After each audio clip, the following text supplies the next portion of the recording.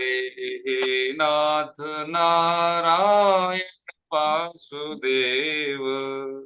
श्री कृष्ण गोविंद हरे मुरारे, हे नाथ नारायण वासुदेव।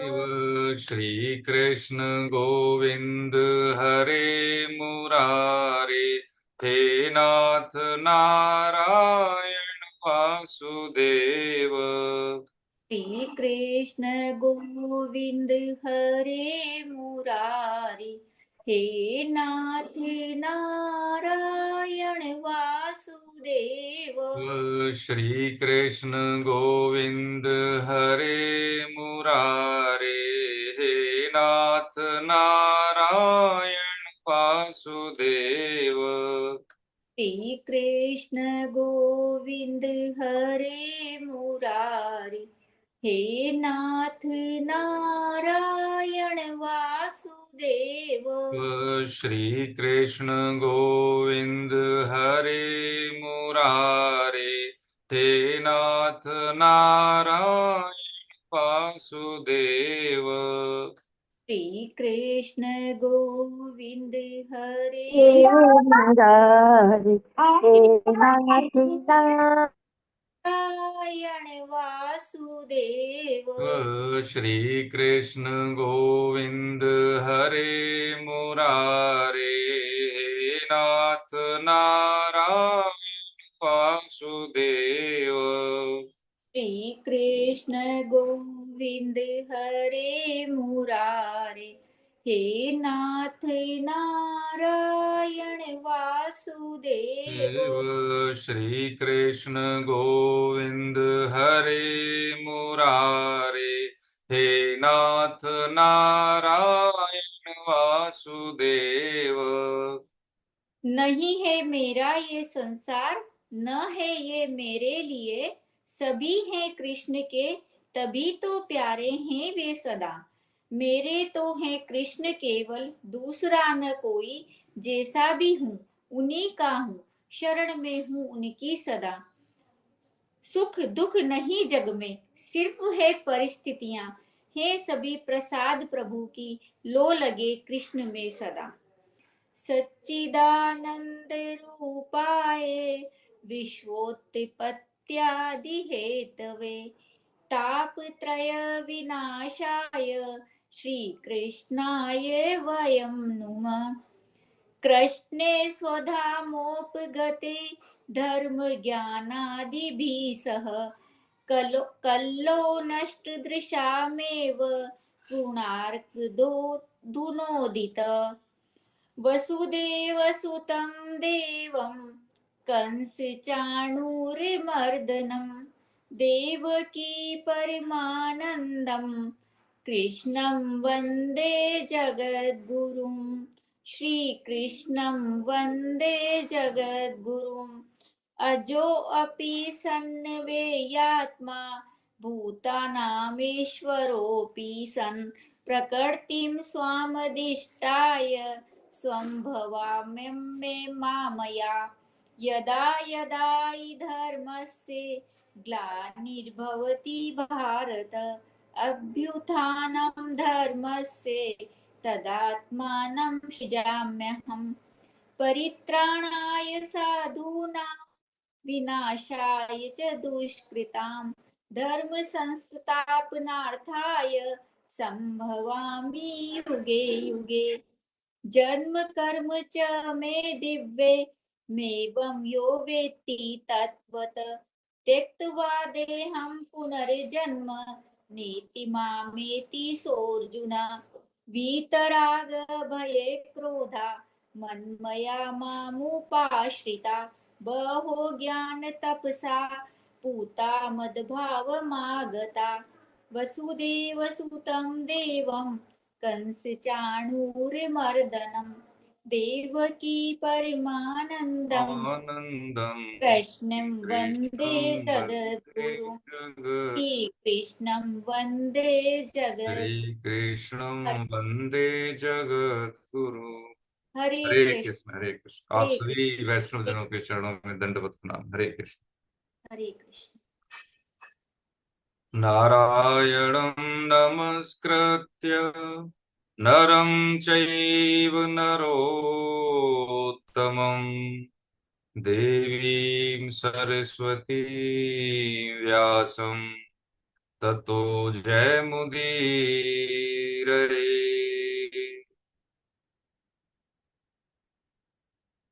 हरे कृष्ण। बहुत बहुत वंदन, प्रणाम आप सभी को।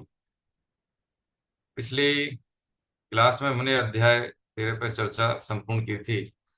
उसी के अनुक्रम में उसका परिशिष्टि कहेंगे, उसका आगे का भाग है अध्याय 14। जैसे कि हमने समझा कि जीव दो तरह से बंधता है, एक तो प्रकृति से और प्रकृति के गुणों से। तो प्रकृति से हमने समझा, तीन शरीरों के माध्यम से समझा और उसके 24 तत्वों के माध्यम से समझा। और इस शरीर या शरीरी क्षेत्र या क्षेत्रज्ञ जो भी हम कहें, ये सृष्टि का अंतिम ज्ञान है, ऐसा हमने समझा। इस ज्ञान को पाने के बाद अन्य किसी ज्ञान की आवश्यकता नहीं होती है ना, ये समझा हमें। और फिर इसको ज्ञान को पाने के 20 साधन भगवान ने बताए। ठीक है, इस तरह से क्षेत्र और क्षेत्रज्ञ की विशेषता भगवान ने बड़े विभागीय रूप से यानी स्पष्ट रूप से बताया है ना। अध्याय 7 में परा परा के रूप में, ठीक है।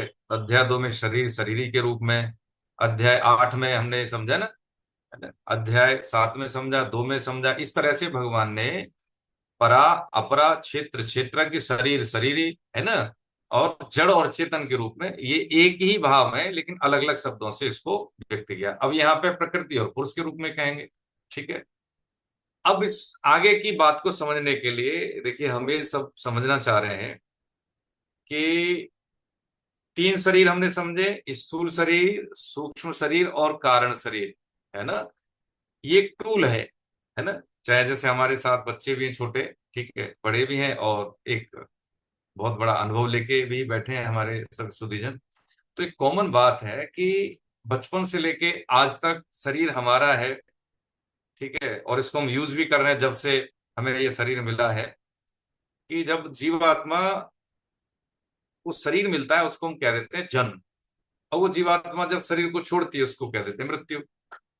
ठीक है, तो इस जन्म और मृत्यु के बीच के इसको सोपान को कहते हैं हम कालखंड को जीवन। ठीक है, अब ये भगवान ने हमें क्या दे दिया, अवसर दे दिया। जैसे किसी को हम कहें कि भाई तुम्हें 2 घंटे का मैच दे दिया, टाइम दे दिया, 2 घंटे में आपको हार या जीत का फैसला करना है, कैसे खेलना है ये आप पे निर्भर है। आपको ट्रेंड कर दिया, आपको विवेक दे दिया, आपको कर्म करने की स्वतंत्रता दे दी।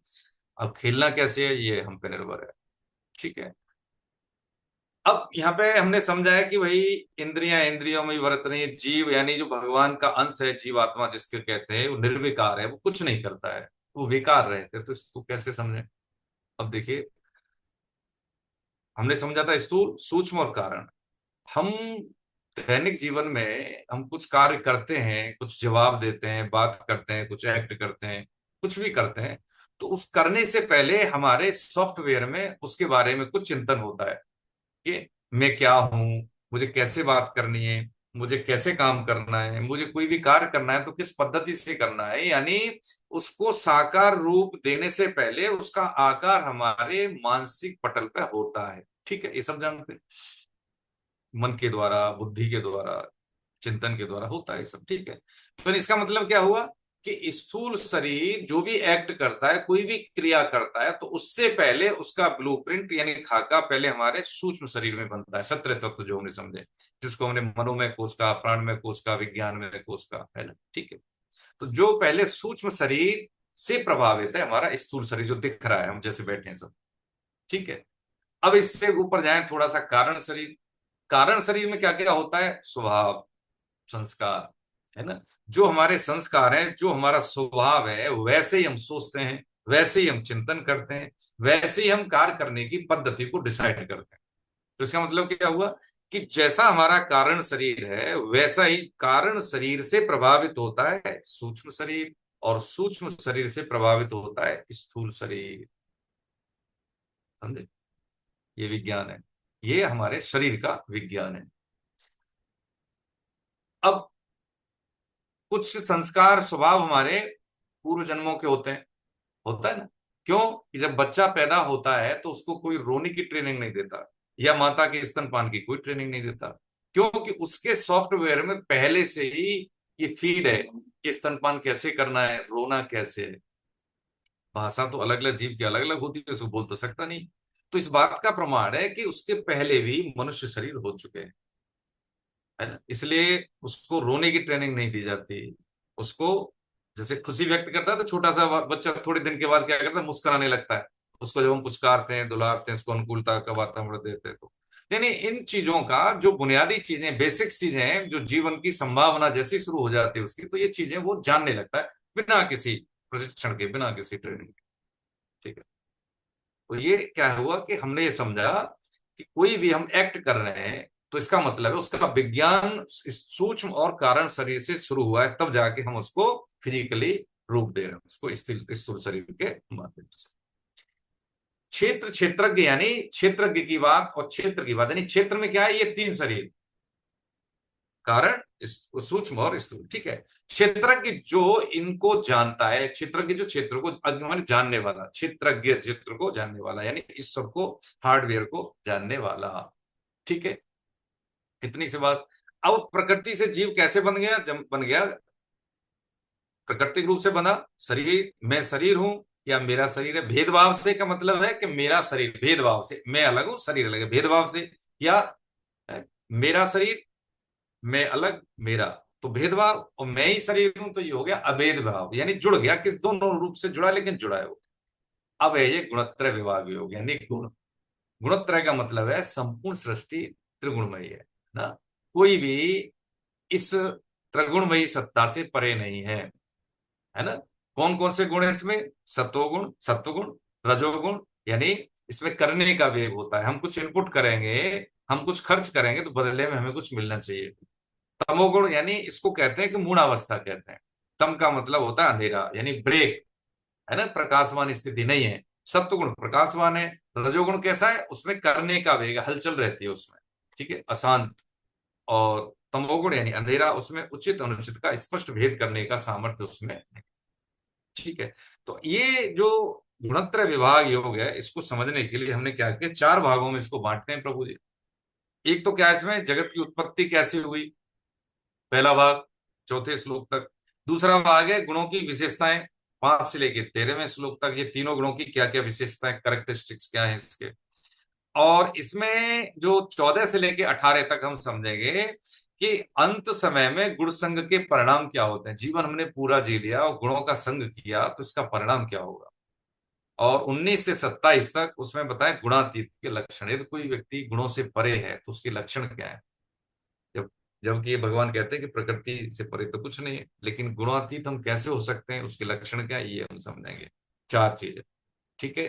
तो जब गुणों का हमारा क्या हो जाता है, असंग हो जाते हैं, असत का असंग, काम तो करना है, प्रकृति में ही रहना है, यथा योग्य व्यवहार करना है, बिना मतलब गुणों के संग के व्यवहार हो कैसे सकता है, इन तीन गुणों के अंतर्गत ही होगा ना। लेकिन ये जो तकनीकी भगवान बता रहे हैं कि जीवन जीने की तकनीकी क्या है, इसको आगे बढ़ने से पहले देखिए, एक मैं प्रसंग इसलिए ले रहा हूं जो समझने में आसानी होगी। ये गुणत्रय विभाग योग क्या है कि तीन गुण है, और गुणों को हमें क्या करना है, गुणों से असंग होना है, तो असंग होंगे कैसे, वही प्रसंग है। 2 मिनट में समझ लेते हैं, बहुत आसानी होगी, फिर हम स्पीड अप आगे बढ़ेंगे। कि एक राजा होता है, और एक राजा जब दूसरे राजा से मिलने जाता है तो कुछ उपहार लेके जाता है, बदले में फिर रिटर्न गिफ्ट भी देते हैं। तो जब एक राजा दूसरे राजा से मिलने गया तो उसने 2 बाज दिए उस राजा को, बाज, बहुत बड़े बाज, उनके पंख बहुत काफी, उनका मतलब जो होता आगोश उनका पंखों का।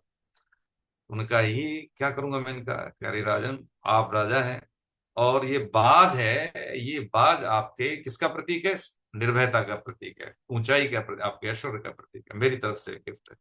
कि ठीक है, उन्होंने ले लिया। तो अब उनको किस तरह से इनका उपयोग किया जाए उसको पता नहीं था राजा को, तो उसने एक बाजीगर को बुलाया जो बाजों को ट्रेन करता है। तो बाजीगर को बुलाया तो उसने बोला कि ठीक है महाराज, मैं ट्रेन कर दूंगा। तो लेके गया, तो कुछ समय के बाद वो गया देखने के लिए राजा। तो वो बाजीगर आया कि महाराज, ऐसा है, एक बाज तो ट्रेंड है, आपको देखने में ऐसा लगेगा कि आपके एक इशारे पर वो आसमान चीरते हुए और शिकार को बहुत बिजली की गति से पकड़ के लाएगा। लेकिन अफसोस है दूसरा बाज ये बैठा रहता है, इस डाल को छुड़ाना नहीं चाहता। कोशिश किया लेकिन थोड़ी देर उड़ेगा फिर वहीं आके बैठता है। आप समझ रहे हैं, देखिए गुणों की असंगता समझ रहे हैं। तो राजा को बड़ा अफसोस हुआ, उन्हें दो बाज और एक ऐसा है, ऐसा कैसे हो सकता है। तो उसने थोड़ा सा घोषणा करवाई राजा ने कि भाई जो इस बाज को कोई ऐसा ट्रेंड कर देगा उसको मैं मुंह मांगा इनाम दूंगा। तो कोई ऐसा दिखा नहीं उनको कि बाजीगर हार गया तो हम क्या शिक्षा देंगे। तो एक संत आए, तो उन्होंने कहा ठीक है मैं महाराज कोशिश करता हूँ। तो उन्होंने कहा ठीक है। तो लेके गए। तो दूसरे दिन राजा ने अपने जो झरोके से देखा, जहां पे वो संत रुके थे, जहां पे वो बाज था, पेड़ था जिस पे वो बैठा रहता था। दूसरे दिन सुबह उसने देखा दो बाज ऊपर, बादलों से ऊपर, और एक दूसरे को क्रॉस करने की कोशिश कर रहे हैं ऊंचाई पर। ये तो उड़ रहा है, काफी उड़ रहा है। जबकि बाजीगर ने तुम्हें दिखाई भी था कि कोशिश की उड़ाने की, उड़ाने, और थोड़ी देर उड़ा और आ गया। तो उसने उस संत को बुलाया कि आपने ऐसा क्या चमत्कार कर दिया। कि महाराज हमने कुछ नहीं किया, हमें कुछ आता भी नहीं है ऐसा कुछ ज्यादा, हमने बस थोड़ी देर इसको देखा, शांत पूर्वक इसको देखा। और हमारी एक बात समझ में आई कि एक ग्रंथि काट दी। कौन सी ग्रंथि काट दी? जिस डाल पे ये बैठा था उस डाल को हमने काट दिया। बस इतना ही, क्या और कुछ नहीं। असंगता समझ रहे हैं, गुणों से असंग कैसे हो। कहने का मतलब ये हुआ, उन्हें एक बताया कि इस बाज को उड़ाने के लिए सिर्फ क्या करना था कि जिस डाली पे वो बैठा था उस डाली पे वो कंफर्ट जोन महसूस कर रहा था, कि मैं यहाँ सुरक्षित हूं। डाली का मोह होता है इसको। जैसे हमने उसकी डाली काट दी और उसके पास दो ही रास्ते थे, या तो इससे बेहतर कोई जगह मिले, नहीं जब तक नहीं मिलेगी तब तक मैं उड़ता रहूंगा। यानी जितनी सुरक्षा महसूस उस डाली पे कर रहा था उतनी सुरक्षा उसको कहीं और मिल नहीं रही थी। बाकी इसके पंख में कोई दोष नहीं है, इसकी शक्ति में कोई दोष नहीं है, इसकी फुर्ती में कोई दोष नहीं है, इसकी सामर्थ्य में कोई दोष नहीं है। दोष है तो क्या, कंफर्ट जोन मेरा डिस्टर्ब ना हो। इतना क्या, 84 लाख शरीरों में यही एक शरीर ऐसा है। बास का मतलब है शक्ति का प्रतीक। जैसे था ना गुरु गोविंद सिंह, बास था निर्भयता का प्रतीक, ऊंचाई का प्रतीक, बास। ऐसे ये मनुष्य शरीर सर्वशक्तिमान विवेकमान होते हुए भी केवल सुरक्षा चक्र हमारा टूटे नहीं, प्रोटेक्शन हमारी मतलब प्रभावित ना हो, बस इसलिए वो क्षमता युक्त बाज की तरफ पकड़ के बैठा रहता है। ये बात समझने की है, क्योंकि भगवान ने जो हमारी रचना की है गुणों से असंग होने के लिए कि हम सब यहाँ मुसाफिर हैं। नहीं छोड़ेंगे तो झटका मार के छुड़ा दिया जाएगा जिसको हम पकड़े, और दोष भी लगेगा, दंड मिलेगा, वो अलग। कोई नहीं पकड़ पाया, कुछ नहीं पकड़ पाया संसार में, सबका छूटा है। बच्चों की भी परवरिश हमें यही ऐसे ही करनी है कि उसको ये समझाना है कि तू बाज है। जितनी परेशानी तुझे मिलेगी शुरू में, उतना ही तुझे कम प्रतिरोध उस ऊंचाई पर जाने में कम मिलेगा, कम मिलेगा। उसको जब हम कमजोर बना देते हैं बहुत ही, है ना, एक कोमल वातावरण में उसकी परवरिश करते हैं, उसको हम कमजोर बना देते हैं। जब उल्टा होता है, 25 साल के बाद जब फील्ड में जाता है वो बालक, तो सोचता है कि जैसे मैंने पढ़ा था, जिस तरह पढ़ा था, ऐसा तो वातावरण ही नहीं है, शिक्षा बेकार है। हाँ, पक्की बात है, बेकार है। शिक्षा बेकार है नहीं है, जो शिक्षा देने का तरीका है, माता पिता का जो वातावरण देने का तरीका है वो बहुत सोफिस्टिकेटेड है ना, उसको आराम परस्त बना देते हैं। और जब वो फील्ड में जाता है तो न तो उसको व्यवहारिक ज्ञान होता, न तो पर्यावरण का ज्ञान होता, न तो समाज का ज्ञान होता। ज्ञान होता है तो क्या कि केवल सुविधा युक्त जीवन और अच्छा पैकेज मिलना और वाहवाही लूटना। समाज से कोई लेना देना नहीं है, मर्यादाओं से कोई लेना देना नहीं है। ये फर्क होता है। गुणत्रय विभाग योग यही है कि इनका हम क्या करें, सदुपयोग करने, समझेंगे हम आगे इनकी कॉन्सेप्ट, लेकिन ये ठीक से समझ में आ जाए तो इसका ब्लूप्रिंट हम ऐसे बना के चलते हैं। सतगुण का मतलब क्या होता है? प्रकाशवान, निर्मल होता है, उसमें उचित अनुचित का भेद लगता है।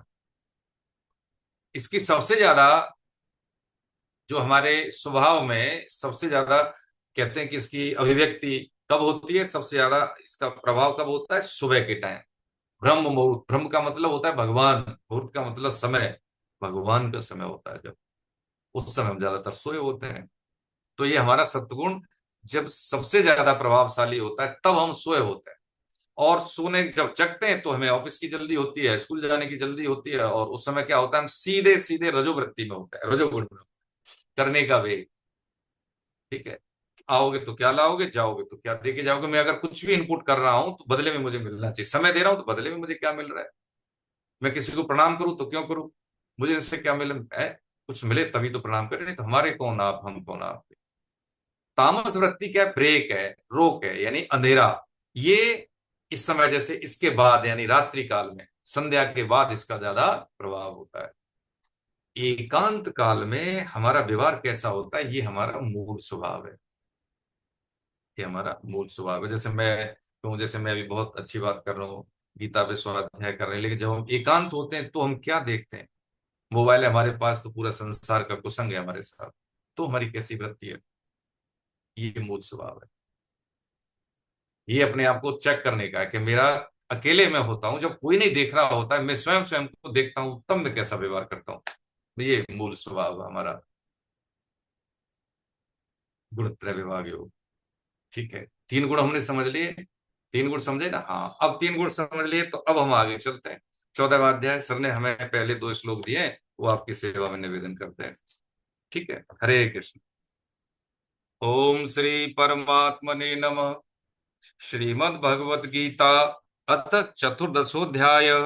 श्री भगवान उवाच, क्या करें, परम भूय प्रवक्ष्यामि ज्ञानानां ज्ञानमुत्तमम् यज्ञात्वा मुनय सर्वे परां सिद्धिमितो गताः। कह रहे कि संपूर्ण ज्ञानों में उत्तम और श्रेष्ठ ज्ञान को मैं फिर से कहूंगा, परम भूय प्रवक्ष्यामि। ज्ञानानाम ज्ञान सबसे श्रेष्ठ ज्ञान है जो, उसको मैं फिर कहूंगा, जिसको जानकर सब के सब मुनि लोग इस संसार से मुक्त होकर परम सिद्धि को प्राप्त हो गए हैं। परम सिद्धि की बात की, परम सिद्धि और मुनि कौन, जो मनन करे। क्या मनन करे, कि हम इस संसार में आए हैं तो कैसे आए हैं। क्या मनन करे, कि मनुष्य का शरीर के साथ अपनापन न रहने का मनन करे, और परम सिद्धि को प्राप्त हो गए हैं। और सिद्धियां 9 हैं, जैसे हम हनुमान चालीसा का स्वाध्याय करते हैं, पठन पाठन करते हैं, तो उनके बारे में क्या है, अष्ट सिद्धि नव निधि के दाता। 8 सिद्धियां हैं, 9 निधि, 9 निधि का मतलब 9 प्रकार के धन, ऐश्वर्य। और अष्ट सिद्धि लघिमा अणिमा महिमा, इतनी प्रकार की 8 सिद्धियां हैं। हनुमान जी महाराज उसका कोई उपयोग नहीं करते थे। कब करते थे, जब भगवान का कोई काम आता था तब उपयोग करते, नहीं तो नहीं करते थे। तो यानी ये ऐसी सिद्धि है जो 8 सिद्धियों से भी परे है। किसी को मन की बात जानने की कला हो गई, यानी सिद्धि सिद्ध हो गई है। किसी को क्या हुआ कि एक ही जगह, एक ही टाइम में 2 जगह हम दिख सकते हैं, ऐसी सिद्धि मिल गई। किसी को बहुत छोटा बन लिया, किसी को बहुत बड़ा बन लिया, ऐसी सिद्धि हो गई। किसी के मन की बात जान ली, ऐसी सिद्ध हो गई, बिना बोले, है। ऐसा होता है ना कभी कभी। तो ये सिद्धियां क्या है, ये सिद्धियां भी परम सिद्धि के आगे छोटी हैं। यदि कोई व्यक्ति इन सिद्धियों को प्राप्त होने में अपने आप को खुश मान लेता है, या उसमें रमण करने लगता है, राग हो जाता है उसको, तो वो आगे यानी परम सिद्धि उसको नहीं मिलती। ऐश्वर्य मिल जाएगा, नाम बड़ाई मिल जाएगी, बहुत बड़ा धन पैसा कमा लेगा, लेकिन उसको परम सिद्धि प्राप्त नहीं होगी, है ना। तो सिद्ध जनों का मतलब क्या होता है, गुण संग होने से के लिए सबसे पहली बात है, एक तो उपाधि को व्याधि, नाम बड़ाई, है ना। जब महाराज भरत, सब जानते हैं भरत जी का, जिनके नाम पे हमारे देश का नाम भारतवर्ष पड़ा, तो भगवान सिद्ध महापुरुष तो उन्होंने यही मांगा था प्रभु से कि प्रभु मुझे भिक्षा भी अपमान से मिले, सम्मान नहीं। देखिए ये सतर्क साधक की बात हो रही है, सतर्क साधक की बात हो रही है, क्योंकि ये मुसाफिर खाना है। यहाँ पे कितने साल के लिए जीव आया हुआ है, 100 साल 150 साल जो भी है, अगर स्वस्थ है तो, नहीं तो 40 के बाद शरीर जवाब देना शुरू हो जाता है, आप सब जानते हैं, है ना। खान पीन, आदतें और वातावरण का हम देख ही रहे हैं, तो बड़ी स्थिति खराब है। तो इस छोटे से समय के लिए वो अपने आप को क्या करता है, कष्ट में डाल लेता है, गुणों के संग के कारण। तो कह रहे मैं फिर कहूंगा, जिसको जानकर सब के सब जैसे मुनि लोग इस संसार से मुक्त होकर परम सिद्धि को प्राप्त हो गए हैं। अब यहाँ पे बात समझने की क्या है, कि यदि कोई बात हमारी समझ में नहीं आ रही, है ना, जैसे हमने समझा कि भाई कारण से सूक्ष्म, सूक्ष्म से ये स्थूली प्रभावित होता, तो कैसे हम जाने। हम इतना समझ नहीं पाते, लेकिन हमारे शरीर में ये घटन तो होता है, इसका होता है घटन। हम वर्तमान जीवन को जानते हैं, जब से हम पैदा हुए हैं तब से हम अपने आप को जानते हैं, परिवार को जानते हैं। अब एक समय के बाद ये शरीर नहीं रहेगा, न जन्म से पहले था न शरीर पूरा होने के बाद रहेगा। तो पहले इसकी क्या स्थिति थी और इसके बाद क्या उसकी गति रहेगी, ये हमको नहीं पता है। बस यही ज्ञान है क्षर और अक्षर का। इसी ज्ञान को भगवान क्या कहते हैं, अंतिम ज्ञान कहते हैं। अब ये जो हमारी अंतिम गति है वो वर्तमान से ही प्रभावित होती है। जैसे युवावस्था से हमारी प्रौढ़ावस्था, प्रौढ़ावस्था से वृद्धावस्था प्रभावित है, ऐसे ही वर्तमान स्थिति से हमारी आगे की गति प्रभावित होगी। हाँ बिल्कुल होगी। चाहे हम विद्यार्थी हैं या हम मान लीजिए युवा है, नौकरी पेशा वाले हैं, हमारा एक सिद्धांत है, हमारी एक मर्यादा है। उस मर्यादा का जब हम उल्लंघन करते हैं तो फिर हमें दंड मिलता है। ठीक है, ये जो मर्यादाएं हमें किसने बताई, हमारे शास्त्र, संत और सत्संग के माध्यम से। माता पिता जीवन के आरंभिक काल में हमें कुछ सूत्र देते हैं, लेकिन माता पिता को नहीं पता है तो वो सूत्र हमें कभी नहीं मिलते। और छोटी मोटी कभी कुछ ऐसी संभावनाएं बनती हैं तो हम उसको इसलिए नजरअंदाज कर देते हैं कि कोई भी हमें जैसे डाली तोड़ने वाला मिला भी है, लेकिन हम उसको दुश्मन समझ लेते हैं। चाहे वो माता पिता हो, चाहे वो गुरुजन हो। जब कंफर्ट जोन में कोई डिस्टर्ब कर देता है तो हम उसको क्या समझ लेते हैं, दुश्मन। आप मेरे वाले नहीं हो, मेरे खास नहीं हो, आपने मुझे कष्ट दे दिया। लेकिन पक्की बात है कि जब कोई व्यक्ति तैरने की इच्छा से जाए और वो कोच बोले कि भाई ठीक है आओ, तो उसने कहा ठीक है मैं आ जाता हूं। जैसे ही उसने धक्का मारा तो इतना गहरा तो नहीं था, लेकिन फिर भी अनट्रेंड आदमी, तो मान लीजिए 6 फुट के 5 फुट के पानी में भी थोड़ा सा असहज तो महसूस होगा ही जब गले तक पानी आएगा तो। अब उस लड़के ने क्या कहा, नहीं नहीं जी हमें नहीं तैरना। तो क्यों नहीं तैरना, कि मैं पहले सीख के आऊंगा तब आऊंगा तैरने के लिए। अब बताओ समझाओ, बिना पानी में घुसे कौन तैरना सीख लेगा। बस वही स्थिति हमारी, कि जीवन में हम जो कुछ सीखते हैं जीवन में सीखते हैं, स्कूल कॉलेज में नहीं। कुछ ऐसे अनुभव होते हैं जो कि उसके लिए कोई सिलेबस नहीं बना, कोई यूनिवर्सिटी नहीं बनी, कोई ट्रेनिंग नहीं बनी। वो अद्वितीय होते हैं, मौलिक होते हैं। जितने जीवन जितने लोग उतने अनुभव, है ना। ऐसे ही भगवान वो क्या बता रहे हैं, अर्जुन को बता रहे हैं, भाई तेरे पास ऐश्वर्य है, धन है, सब कुछ है, लेकिन तेरे को वो ज्ञान नहीं है जिसकी तुझे आवश्यकता है। क्योंकि हमारे जीवन में जितने जीवन उतने कुरुक्षेत्र, उतने महाभारत, सबके अलग अलग जीवन में होते हैं। तो ये ऐसा ज्ञान है कि हमें स्थिति और परिस्थिति में यही अंतर है। स्थिति क्या होती है, आध्यात्मिक। परिस्थिति क्या होती है, मायाजनक। मायाजनक होती है ना परिस्थिति। तो उस परिस्थिति में स्थिति के अनुसार जब हम निर्णय लेते हैं तो वो निर्णय सटीक होता है, धैर्य पूर्वक। जैसे कि उस संत ने उस बाज को, जिसपे वो बैठा था, उस बाज डाली को उसको काटा, धैर्य पूर्वक देखा समझा, उसके बाद उसने डाली काट दी और कुछ नहीं किया।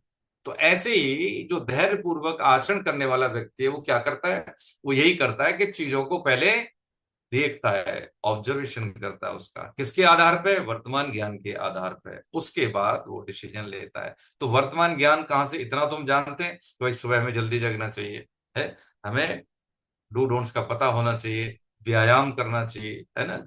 और यदि हम विद्यार्थी हैं तो अपना स्वाध्याय करना चाहिए टाइम पे। यदि मान लीजिए हम कोई नौकर हैं, कोई नौकरी करते हैं, व्यवसाय करते हैं, तो उसके बारे में जो भी हमारी एसओपी बनी है, जो भी हमारे प्रोसीजर है, उसके अनुसार काम करना चाहिए।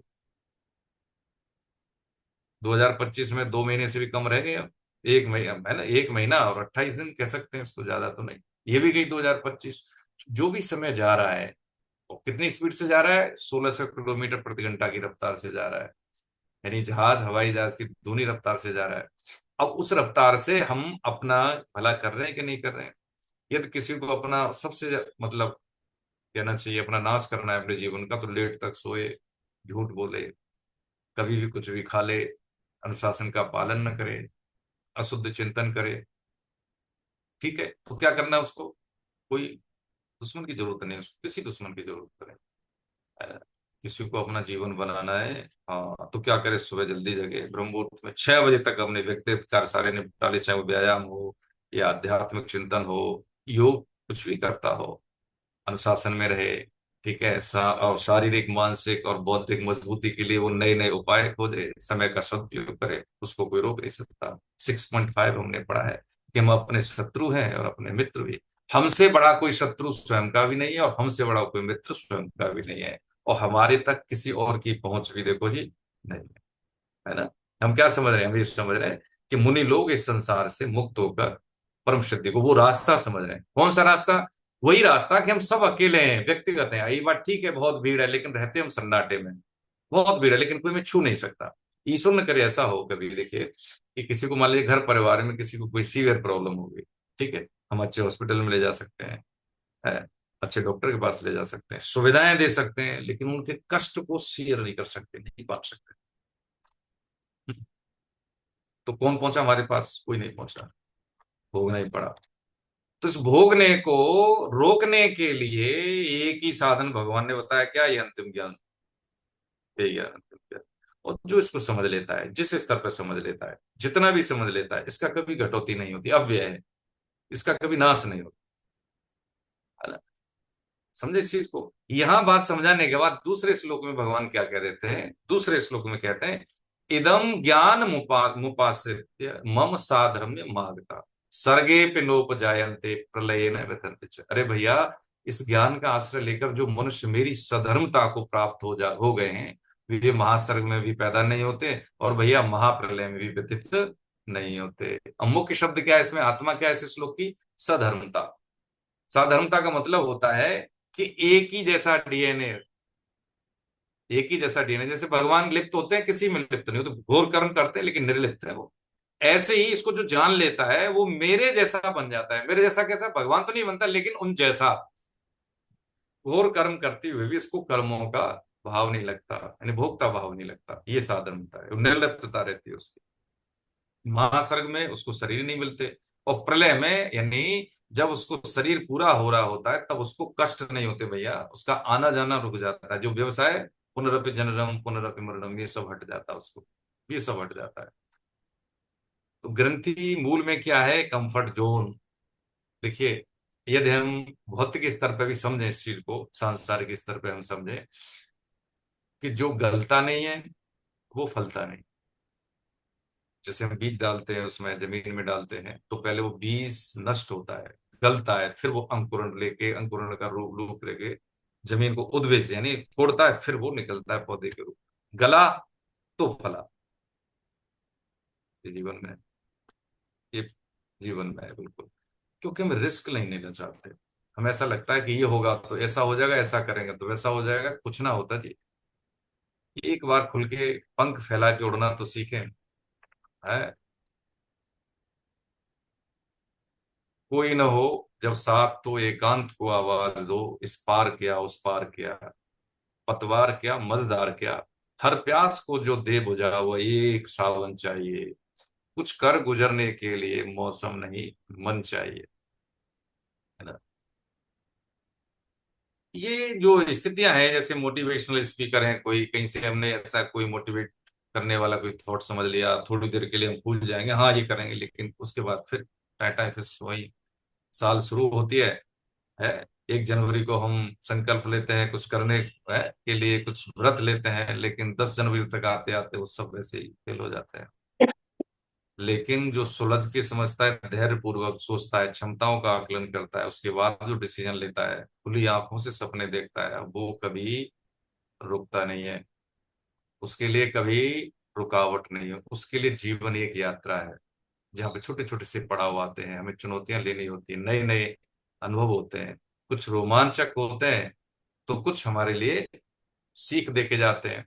लेकिन ऐसा व्यक्ति कभी भी हारता नहीं है। फिर वही बात, गीता का साधक विशेषतः सीखता है या जीतता है, हारता कभी नहीं। और इस बात के जब हम किसी भी पुस्तक को पढ़ते हैं या किसी भी दर्शन को पढ़ते हैं या दार्शनिक को पढ़ते हैं, विशेषकर जीवन में कोई भी पुस्तक हम पढ़ें, तो मेरा तो आपके सभी के चरणों में देखो निवेदन यही है, प्रभु जी गीता जरूर पढ़ें, अच्छे से पढ़ें, वैज्ञानिक दृष्टिकोण से पढ़ें और बार बार पढ़ें। एक ही श्लोक क्या क्या हमें एक भाव देके जाता है, अप्रतिम है। क्योंकि ये गॉड मेड है, मैन मेड नहीं। क्योंकि कोई भी अन्य लेखक, मैन मेड जो चीजें हैं वो कैसी होती है? सीमित होती है और अपने अनुभव के आधार पे होती है, वो एकांगी होती है, उसका एक पक्ष ही होता है। ये बहुपक्षी है। गीता क्या है? बहुपक्षी है। इसमें सारे आयामों को खोल के रखा है। इसमें सारे, जितनी सृष्टि में वर्तमान दौर में देखें, जितनी सृष्टि में समस्या है, सबके समाधान। समाधान नहीं है वो, तो पक्की बात है वो सृष्टि में समस्या नहीं है, इसलिए बहुआयामी है। इसका आश्रय यदि हमें मिल गया, तो चाहे हम विद्यार्थी है या हम, एक बात देखिए मैं बता रहे हैं कि जैसे मान लो अभी क्या है कि हमारे सबके सामने चुनौती है, बच्चों की परवरिश, उनको कैरियर को लेके सबके सामने चुनौती है। कैरियर बन गया तो क्या हो, तो जैसी गृहस्थी में जाते हैं तो वो बच्चे हमारे नहीं रहते, ऐसा लगता है कि कोई दूसरे हैं। जिस परिवेश में माँ बाप चाहे कठिनाई के दौर से उन बच्चों की परवरिश करते हैं कि अपनेपन के साथ, वो भाव बच्चे नहीं दे पाते माँ बाप को। बदले में वो नहीं मिलता अपनापन उसको, एक ऐसा रहता है कि कहीं हम दूसरे घर में आ गए क्या। अभी देखिए, नाम तो नहीं बताएंगे लेकिन है, बहुत अच्छी अवस्था के हैं, ग्रस्त में संत हैं, बहुत पुराने गीता साधक, और रियली उनको भगवदा अनुभव भी हुए हैं। लेकिन संसार की इतनी महिमा देखिए कि गुण का संग समझ रहे हैं प्रभु जी। बेटा बेटी है, बेटा रहता है दूसरे शहर में, बेटी शादी हो गई उसकी, लेकिन वो अब उनकी जो पत्नी नहीं रही, तो बच्ची फिर भी उनकी बेटी पूछ लेती है, पापा ऐसे कर ले, ऐसे कर ले, आती है तो कुछ ले आएगी कपड़े।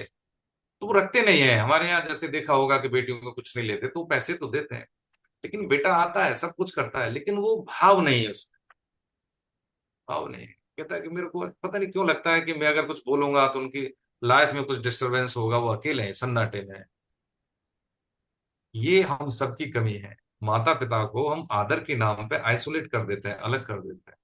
इसलिए सम्मान प्लस प्यार, ये आदर होता है। सम्मान है, प्रेम नहीं है उसमें, संबंध में, तो फिर वो एकांगी है, उसमें क्या है, फिर सन्नाटा है, उसमें फिर अकेलापन है। उसमें जैसे होता है ना कि रगड़ के जीतना, साथ में जैसे बच्चे होते हैं, माँ बाप होते हैं, तो माँ बाप जब बच्चों की परवरिश कर रहे हैं, तो क्या है, कमी है तो क्या हुआ, इसी में से हम एंजॉय करेंगे ना। पैसे से थोड़ी खुशी मिलती है, खुशी तो अपनेपन से मिलती है, एक दूसरे के साथ शेयर करने की। ठीक है मुझे नहीं चाहिए, तू ले ले चीजों को, वो उधर से नहीं मिलती, संतान की ओर से नहीं मिलती। अभी दिया तो हम ही ने है ना। तो ये जो महासर्ग और महाप्रलय की जो बातें हैं, कि महासर्ग और महाप्रलय रोज है हमारे साथ, हम ऐसा समझे नहीं कि शरीर पूरा होगा तो महाप्रलय नहीं, रोज रोज मरता है जी। मनुष्य की बात हो रही है, रोज पैदा होता है। आज अच्छा मिल गया, आज ठीक है, अनुकूल, अरे बहुत बढ़िया है, हमारा पैर जमीन पर नहीं होता। जरा से कहीं से चोट होगी तो हमसे ज्यादा कोई अकिंचन नहीं है, हमसे ज्यादा कोई निर्बल नहीं है। रोज पैदा होते हैं, रोज मरते हैं। एक बार मरना है, एक बार जीना है।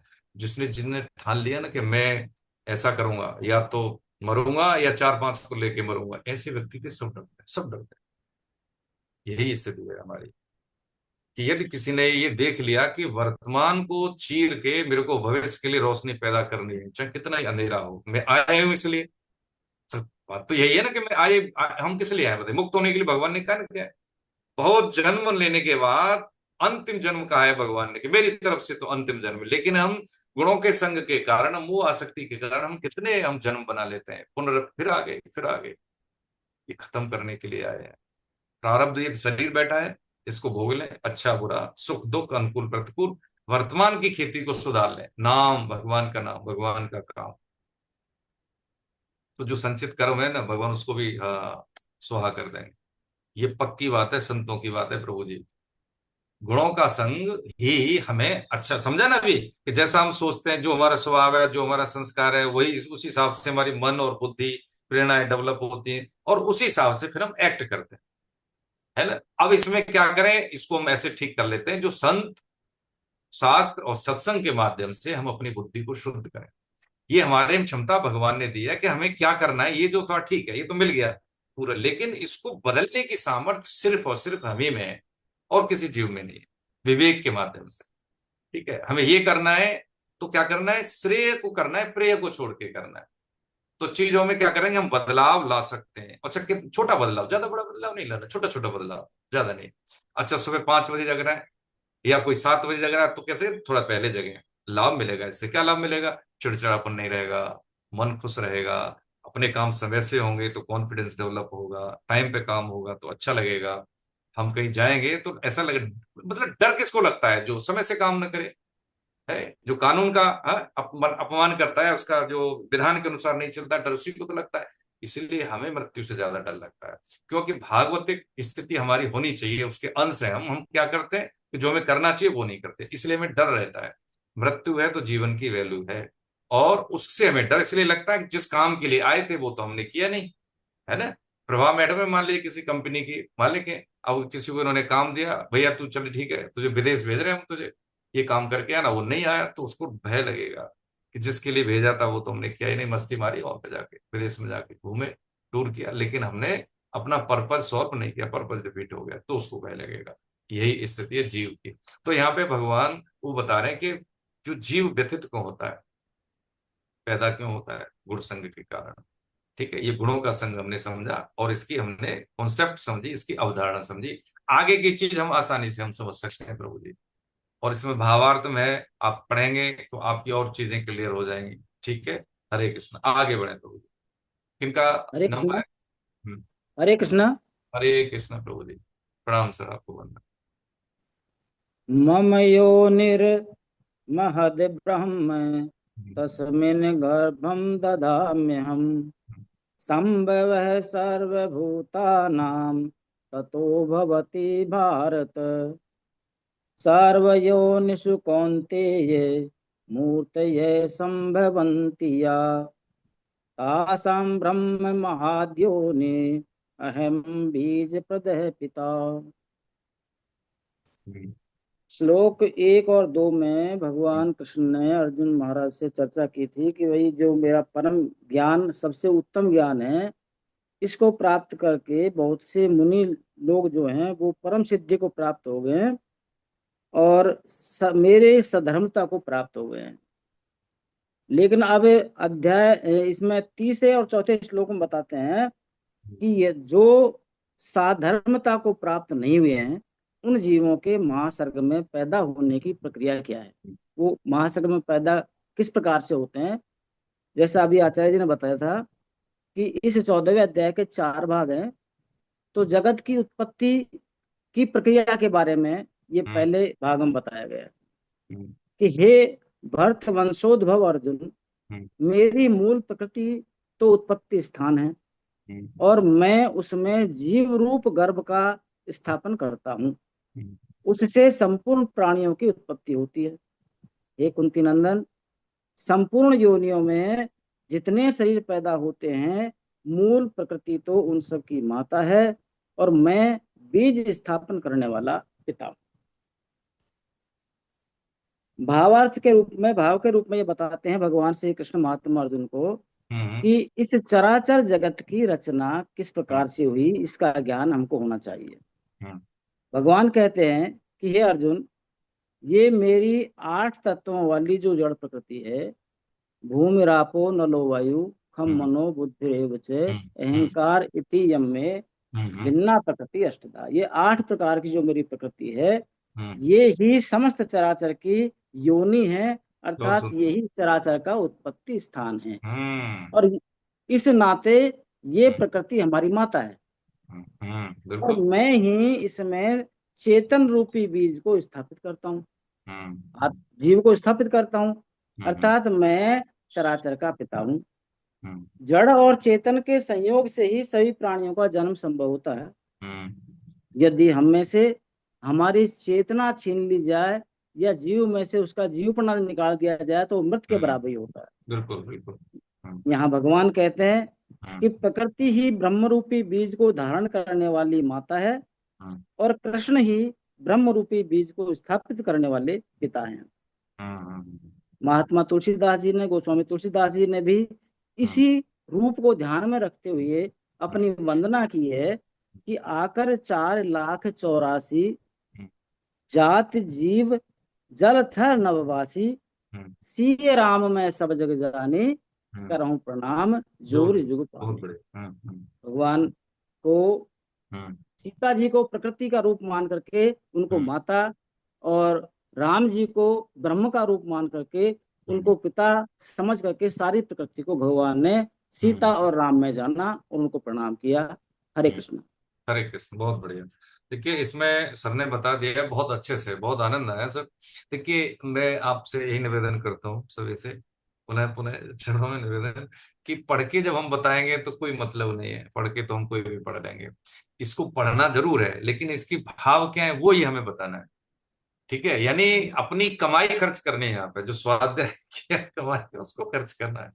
अब इसका लाभ क्या होगा? लाभ ये होगा कि देखिए, हम जैसे आदरणीय कमल साहब या फिर वो भारती जी जो मैसेज डालते हैं वो इसीलिए डालते हैं क्योंकि हम में से सब गीता के साधक हैं, सब में वो क्षमता है जो बदलाव ला सकते हैं। शराबी शराबी बना देता है कई लोगों को, जुआरी कई लोगों को जुआ खेलना सिखा देता है। तो हम कौन है? गीता के साधक हैं, हम क्या कर सकते हैं हमें पता होना चाहिए। अब ये कैसे पता लगे? हमारी वाणी से। अब कोई लेमैन को हम कहें कि भाई अब ये गीता पढ़ ले, हमें गीता आती है, ये कोई मतलब नहीं है। ये हमारे होने से दूसरों में हमारे होनेपन का एहसास हो, ये प्रभु जी, ये बहुत जरूरी है। यही जीवन जीना है। और ये हमारे समाज के प्रति हमारा दायित्व भी बनता है, क्योंकि समाज से ही सब हमने लिया है। ये भी हो, सीपीयू के लिए बुद्धि हो या फिर संसाधन हो, तो ये कर्ज चुकाना है हमें। तो जब हम किसी को बताएं किसी भी श्लोक के माध्यम से, तो हमें एक तो समय, कम से कम समय में प्रमाणिक कंटेंट और वैज्ञानिक दृष्टिकोण के आधार पर, तभी आज की जनरेशन समझेगी। क्योंकि उसकी दृष्टि कैसी है? भौतिक, कि मैं पढ़ूंगा गीता में, क्लास में आऊंगा तो मुझे क्या लाभ मिलेगा, वो लाभ उसको बताना है। अब कैसे लाभ बताएं? थोड़ा सा निवेदन ये करें, क्योंकि 2 महीने हमारे नवंबर दिसंबर कमाई के, इसी में ही हमें रजिस्ट्रेशन करने लोगों को जोड़ना है।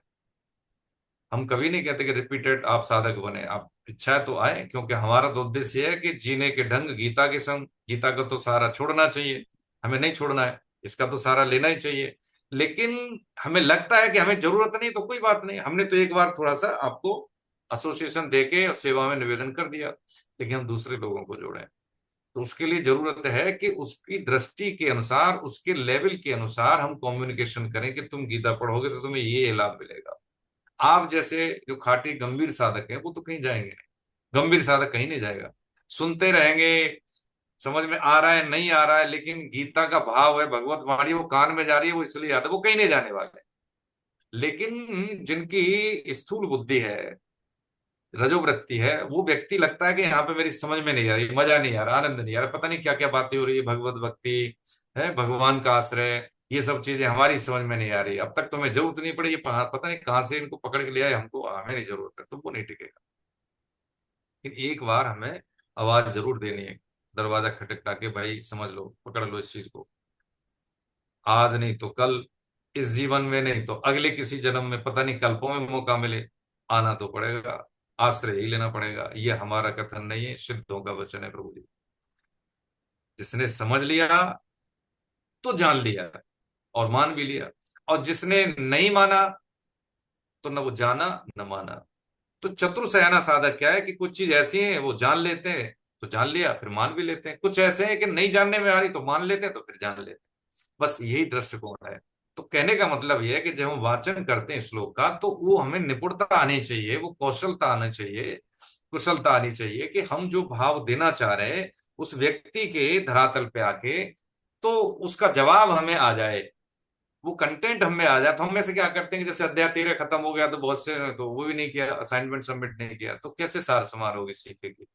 ये जो है एक वैज्ञानिक दृष्टिकोण के आधार पे हम पढ़ी हुई चीजों को, जानी हुई चीजों की सार समार कैसे हो जाए, ताकि हम कभी रिट्रीवल करें या उसको जब हम दिमाग से रिकॉल करें तो आ जाए, उसके लिए असाइनमेंट है। और सब इतने पढ़े लिखे लोग हैं, अगर हमें नहीं आता तो बच्चों की मदद ले लें। ये क्या है? ये हम 2 घंटे या 1.5 घंटे निवेश कर रहे हैं हम हफ्ता में, तो उसकी सार समार है। अब इसको कैसे समझे? देखिए, इसका लिंक तो नहीं है, लेकिन आगे के लिए और जीवन के हर क्षेत्र में एक सिद्ध महापुरुष का वचन है, वो मैं आपके चरणों में निवेदन करता हूँ कि देखिए, मान लीजिए अब हम कहें, जैसे रीना मैडम बैठे, अब ये डॉक्टर हैं, ठीक है, माता पिता ने बड़ी परवरिश की, पैसा भी खर्च किया है। अब इनके पास इतना पैसा है कि जिस गाड़ी को खरीदना चाहे खरीद लेती है, जिस घर बंगले को खरीदना चाहे खरीद लेती है, क्योंकि इनके पास पैसा है। हम समझ रहे हैं चीजों को कि हमारे जीवन, हमारे समय की वैल्यू क्या है, इसको समझ रहे हैं। अब इनके पास क्या है? धन है, तो क्या है कि कुछ भी वस्तुओं को अपनी सुविधा के लिए खरीद सकते, ठीक है। अच्छा, वो धन आया कहां से? कि अपनी जो बुद्धिमत्ता है, जो अपना व्यक्तित्व है, जो अपनी वैल्यू है, उसमें समय दिया, टाइम निवेश किया, है ना, उतना आईक्यू डेवलप किया, उतना इनकी डॉक्टरी की स्पेशलाइजेशन हुआ, तो धन आया। तो धन के मूल में क्या है? समय। देखिए, समझ रहे बात को, पकड़े हम इस चीज को। समय हमने लगाया शिक्षा में, प्रबुद्धता आई। समय लगाया अपने शारीरिक बॉडी लैंग्वेज में, तो हमारी शारीरिक स्वास्थ्य हुआ, हमारी बॉडी लैंग्वेज, हमारा बॉडी का प्रेजेंटेशन हुआ, डेवलप हुआ। हमने समय लगाया धन को कमाने में, तो धन भी आ गया। हमने समय लगाया सब कार्य भगवान को अर्पित करने में, भगवत प्राप्ति में, तो भगवान ही मिलेंगे। यही चीज है। हम क्या करते हैं, केंद्र में भगवान ने इस संसार को रखे, भगवान को साधन मान लेते हैं, साध्य कोई और हो जाता है। जितनी भी चीजें हैं हम क्या करते हैं, है ईश्वर है, साधना थोड़ी बहुत कर ली, क्या है ये, एक साधन है। हम गीता भी पढ़ते हैं तो किस लिए, कि लोग हमें जाने कि हम गीता के साधक, हमें ज्यादा आता है, ये साधन हो गया ना। साध्य नहीं है, बस उल्टा काम करना है, हमें थोड़ा सा चीजें बदल देनी है। केंद्र में ईश्वर रखना है, चिंतन में ईश्वर रखना है। सारे जितने भी कार्य करते हैं हम, जैसे मैडम का नाम लिया, डॉक्टर हैं ये, कोई व्यवसायी है, कोई विद्यार्थी है, केंद्र में ईश्वर। मैं ऐसा कोई काम नहीं करूंगा कि जो मेरे टारगेट को हिट करने में बाधा पैदा करे, नहीं करूंगा। क्या नहीं करना है, जाने विज्ञान का। एक तो क्या है, पराई माता बहनों के प्रति स्वस्थ और सुंदर दृष्टिकोण रखना, अशुद्ध आय का सेवन नहीं करना, ठीक है, शुद्ध आय का सेवन करना, अपने आप को स्वयं ब्रह्म मुहूर्त में जगाना, अनुशासन रखना, मर्यादाओं का पालन करना, किसी के प्रति दुर्भावना नहीं रखना, व्यभिचार से दूर रहना है, खान पान शुद्ध करना। ये दो तीन चीजें हैं, बस इतना सा। और क्या करना है, जो क्षमता के अनुसार हम कर सकते हैं उतना करना, जीवन सफल हो जाएगा प्रभु। हम्म, इसमें कोई ज्यादा रॉकेट साइंस नहीं, कोई रॉकेट साइंस नहीं, बिल्कुल कुछ भी नहीं है। वो आयाम मिलते रहेंगे कि जैसे हमें मान लीजिए हमें ट्रेन से हमें सफर करना है तो रेलवे का विधान है, हमें एरोप्लेन से ट्रेवल करना है तो एयरपोर्ट अथॉरिटी जैसे हम लोग, तो उसी में तो उसका विधान है एक, कि हमें यहाँ से फ्लाई करना है, पर्टिकुलर एयरलाइन में टिकट बुक करेंगे, ये टाइम है, ऐसे ऐसे सिक्योरिटी चेक होता है, उसके बाद हम टेक ऑफ करते हैं, सारा विधान है। यानी क्या है कि उस विधान में एंट्री हो गए तो हम डेस्टिनेशन पर पहुंचेंगे। हमें कुछ करना है, कुछ नहीं करना। यही है, इस भगवान के विधान में हम आगे, हमारे हाथ में कुछ नहीं है। जब हम प्लेन में बैठ जाते हैं तो हमारे हाथ में कुछ नहीं है, ट्रेन में बैठ जाते हैं तो हमारे हाथ में कुछ नहीं है। वो ड्राइवर जाने, वो विधान जाने रेलवे का।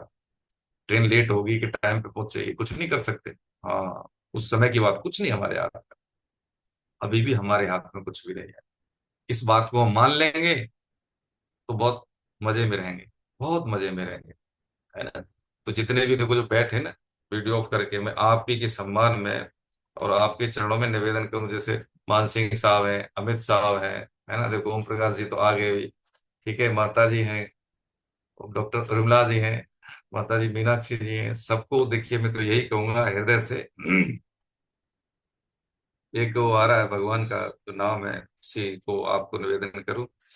अजी ऐसे चुप ना रहा कीजिए, ऐसे चुप ना रहा कीजिए, राधे राधे कहा कीजिए, राधे राधे कहा कीजिए।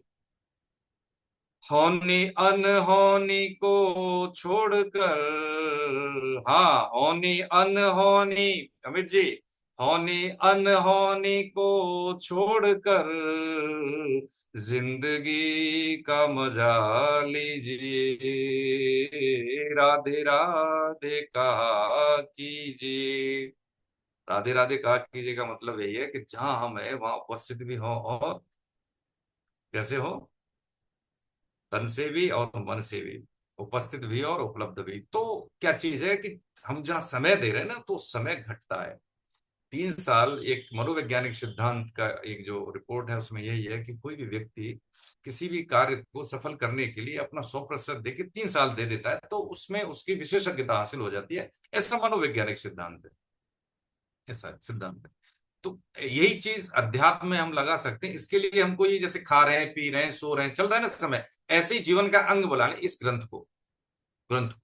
अब पहुंचने की बात यह है कि जैसे मान लीजिए हमने अमित जी से बात की, है ना, या सुरेंद्र मोहन शर्मा साहब हैं, इनसे हमने बात की, ये पहले ही बार इन्होंने रजिस्ट्रेशन करवाया मान लीजिए, तो क्या है, बड़े भाई की तरह है, या उम्र में बड़े हैं या बराबर के या छोटे हैं, वो बात नहीं है। बात क्या है कि जब किसी को हम साथ लेते हैं तो पहले हम क्या करते हैं, उन्हीं के स्तर पे हम बात करते हैं, जैसे दादाजी पोते के स्तर पे बात करते हैं, कम्युनिकेशन होता है। और हम उसके स्तर पे जब बात करते हैं तो उसका मतलब हमने उनको छू लिया, हमने उनको पकड़ लिया, और उनको जब पकड़ लिया तो उनके साथ हमने यात्रा की, और एक जगह पे आके हमने उनको छोड़ा। जब वो देखेंगे अरे हाँ अब मैं यहाँ था, मैं तो यहाँ आ गया, अरे बहुत बढ़िया चीज है। ये स्थिति, यही गीता का साधक है, आप सबकी यही जिम्मेदारी है।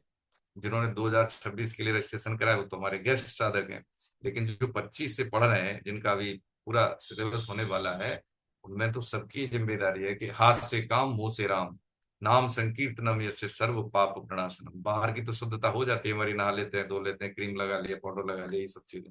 आंतरिक शुद्धता भगवान के नाम से होती है। हाँ, ये बहुत जरूरी है। ये जितने भी रहस्य हैं तभी समझ में आएंगे जब हम साधन परायण होंगे। चौराहे पे खड़े हैं, ये रास्ता इधर जा रहा है, वो रास्ता इधर जा रहा है, ऐसे जा रहा है, ज्ञान तो पूरा हो गया, चले हम कहीं नहीं, तो जी चौराहे पे ही खड़े रहेंगे। देखो जी, हाँ, उस चौराहे से हमें पहले अपनी सामर्थ्य और रुचि के अनुसार रास्ता चुन लेना है और चलना है उस पर। नहीं पहुंचे तो बताना प्रभु जी, भगवान के आश्रम है। आज एकादशी है, कौन सी? देवोत्थान। देवोत्थान का मतलब है, सब जानते हैं कि प्रबोधिनी एकादशी भी बोलते हैं। आज भगवान विष्णु अपने जो योग निद्रा से जगे, जो सत्ता का हस्तांतरण हुआ है भगवान शिव से इधर, है ना, तो जो मांगलिक कार्य आज से सबके शुरू हो गए। इसका बड़ा महत्व होता है। जो हमारे भारतीय परंपरा में जितने भी त्योहार हैं, व्रत हैं, इसका एक बहुत बड़ा वैल्यूएबल महत्व है कि हम अपना चीज इनके माध्यम से अपना मूल्यांकन कर सकें। हम सुबह से लेके शाम तक, दिन महीने वर्षों तक कब 60 साल के हो जाते हैं और मेन स्ट्रीम से निकल जाते हैं, हमें पता ही नहीं होता। और लगता है कि जीवन में जो कमाया था इतना, वो तो काम ही नहीं आ रहा, सब कोई मतलब का नहीं। इतना धन, इतना वैभव, इतनी संपत्ति, इतना फैक्ट्रियां, कुछ नहीं है। एक दुकान, दो दुकान, 10 मकान, लास्ट में फिर क्या, शमशान, कुछ नहीं मिला हाथ में। ये सब चीजें सबकी है ये। ऐसा हमें नहीं करना है। अब तो हम सम्मुख हो गए गीता के, तो हमारे साथ नहीं होगा, हम सबके साथ नहीं होगा। भगवान के आश्रय में हम बात कर रहे हैं प्रभु जी, लेकिन अभी समय हमारे पास, तो बोनस लेके जाना है, कम से संतुष्ट नहीं रहना, जितना हो सकता है अपना मैक्सिमम, जितना हो सकता है अपना मैक्सिमम, है ना। हमें छोड़ना कुछ नहीं है, करना वही है, गृहस्थी में ही रहना है। लेकिन गृहस्थों के और विरक्तों का गीता का उपदेश अलग अलग है ना। हमें यथायुग व्यवहार करना है। गाड़ी के जैसे ब्रेक होता है तमोगुण, एक्सीलेटर होता है रजोगुण, और क्लिच होता है सत्वगुण यानी प्रकाशमान। अब गाड़ी को चलाने के लिए तीनों आवश्यक हैं, ठीक है। अब तीनों आवश्यक हो गए तभी गाड़ी चलेगी, है ना। ऐसे ही नींद यानी तमोगुण, ये क्या है, अगले दिन को काम करने की शक्ति देती है, कौन? नींद, है ना। रजोगुण क्या है कि भाई हम व्यवसायी तो काम करेंगे, बिना काम के, बिना नौकरी के, बिना व्यवसाय के, बिना मान लीजिए अर्थ उसके जो अर्निंग के, हम कैसे परिवार चला सकते हैं? जरूरी है ना। शतोगुण उचित अनुचित का भेद ही हमें करना चाहिए जीवन में। धर्म की मुख्यता हो, धन की नहीं। ये बात सूत्र हम समझ लें कि यदि हम कुछ करेंगे भी तो धर्म युक्त। अच्छा बुरा समय नहीं होता, अच्छा बुरा क्या होता है, हमारे कर्म होते हैं। तो मूल में क्या है? सत्वगुण प्रकाशमान व्यक्तित्व है, क्लिश प्रकाशमान व्यक्तित्व। और जो हमारा एक्सीलेटर क्या है, वो रजोवृत्ति है, नौकरी व्यवसाय। और तमोगुण क्या है, वो हमारा रात्रि का शयन। तो ये आवश्यक है, इसलिए सृष्टि त्रिगुणमयी है। जब हम इसका सदुपयोग करते हैं तो हमारे लिए ये क्या है, ऊर्जावान है, हमारे लिए ये उन्नति कारक है। लेकिन जब इसका हम दुरुपयोग करते हैं तो ये हमारे नाश की जड़ है। अब जैसे जहर होता है ना, सांप ने काट लिया तो क्या हो गया, जहर गया उसके शरीर में, इंजेक्ट हुआ, वो मर गया। लेकिन वही जहर की, उसकी सांप की दवा जहर ही होता है, डॉक्टर ने शोध के दे दिया उस जहर को तो उससे वो ठीक हो गया। बस यही बात है। तस्मा क्षात्रम प्रमाणन्ते कार्य कार्य व्यवस्थित। जब इन्हीं विषयों का, इन्हीं सांसारिक चीजों का जब हम उपयोग करते हैं शास्त्र आज्ञा के अनुसार, पूर्वजों की मर्यादा के अनुसार, तो यही उन्नति देने वाला है। और जब हम उसका वायोलेशन कर देते हैं, अपनी मन बुद्धि से चलते हैं, मानते नहीं है, तो यही फिर हमारे लिए कष्टकारक होता है, यही अवनति का कारण होता है प्रभु जी, है ना। यही चीज यहाँ पे भगवान ने बता दी, सर ने बता दिया कि ये जो प्रकृति है, मूल प्रकृति, इसको योनिर मद ब्रह्म, मम योनिर मद ब्रह्म तस्मिन गर्भ ददाम्यहम्, यानी इसको क्या बोला, महद ब्रह्म, महतत्व। इसको बोला क्या, महद ब्रह्म क्यों बोला? क्योंकि ये जो महत तत्व और ब्रह्म के बीच का है ये, इसलिए इसको महद ब्रह्म बोला, है ना। कि जो मूल प्रकृति जो है, मूल प्रकृति का मतलब क्या है कि जो भी, अब जैसे एक तो जन्म देने वाले माता पिता है, तो मूल पिता कौन है? हमारे परम पिता, भगवान ने ये बताया है।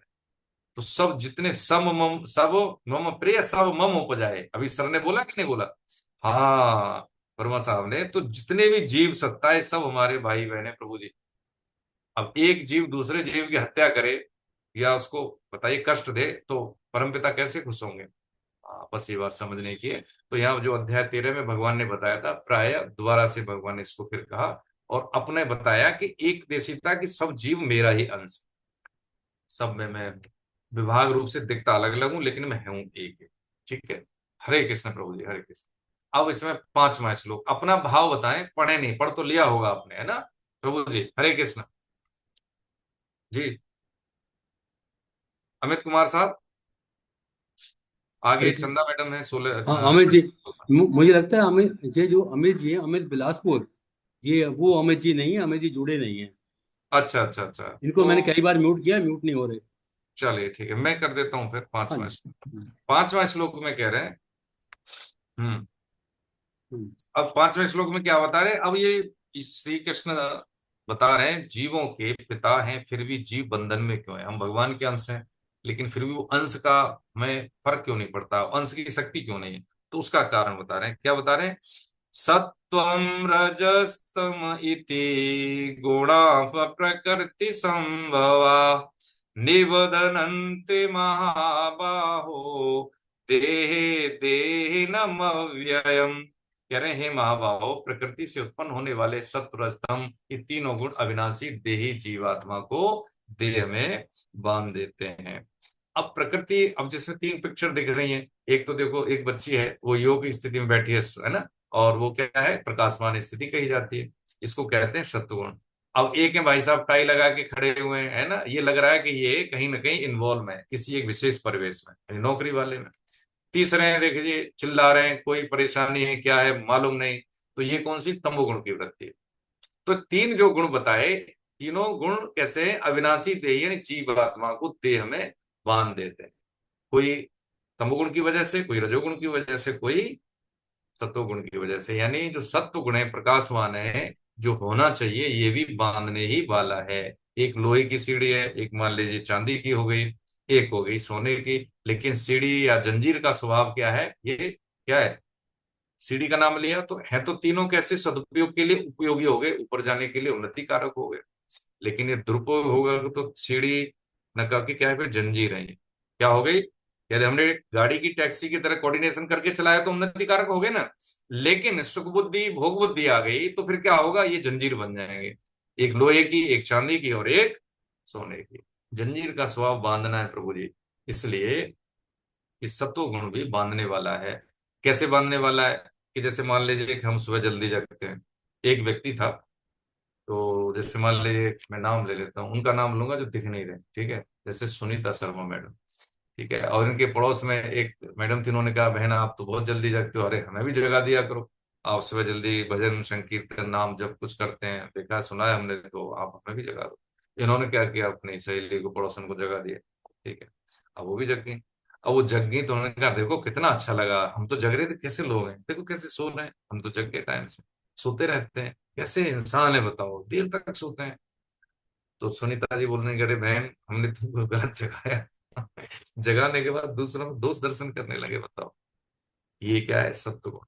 यानी जब हम कोई अच्छा गुण वाले हो जाते हैं, अच्छा गुण के साथ व्यवहार करते हैं, तो हमें क्या हो जाता है कि हम अच्छे, हम श्रेष्ठता का भाव आ जाता है, दूसरे ठीक रहे। तो ये भी इसलिए बांधने वाला है। तो क्या करें कि जैसे चल रहे हैं हम रास्ते में, हमें कांटा लग गया तो क्या करना चाहिए, अरे एक दूसरा कांटा लो, उस कांटे से कांटा निकाल दो। तो फिर ऐसा थोड़ी हम कांटे को जिसने निकाला है उसको जेब में रख लेंगे, जो लगा था उसको फेंक दे, हम दोनों को फेंक देते हैं, लगे हुए को भी और जिससे निकाला है उसको भी। इतनी सी बात समझने की है। ये जीवन बस ये है कि इसमें नाम बड़ाई में श्रेष्ठता का भाव कुछ नहीं होना चाहिए। किसी भी बुरे से बुरे व्यक्ति को अच्छा बनने में बहुत कम समय लगता है, बहुत कम समय लगता है। जैसे है रत्नाकर डाकू, भगवान वाल्मीकि, एक ही बस हिट पॉइंट आया नारद जी का, और देख लीजिए काया क्या, वो भगवान की लीला में वो शरीक हुए, है जो होने वाला है उससे पहले रच दिया, या जो जो लिखा वही वही भगवान ने किया, ये भी कह सकते हैं। तो संभावनाएं सभी में बराबर है, कोई छोटा बड़ा नहीं होता, और श्रेष्ठता का भाव हमें नहीं होना चाहिए। यदि भाव है कि मैं ज्यादा जानता हूं, मुझे बहुत ज्ञान है, मुझे शास्त्रों का ज्ञान है, इनमें ज्ञान नहीं है, अरे ये कैसे जीव है, तो गए काम से। हाँ, ये कभी नहीं आना चाहिए, कभी नहीं आना चाहिए ये शिष्टता का भाव। इसलिए तीनों देही को बांधने वाले हैं। और ये त्रिगुण की जो स्थिति है, देखिए गॉड जनरेटर, ऑपरेटर, डिस्ट्रॉयर, जो ना ब्रह्मा विष्णु महेश, ये तीनों की जो गॉड की जो संकल्पना है वो हमारे इसी से है ना। ट्रिनिटी का जो प्रिंसिपल है वो इसी से है।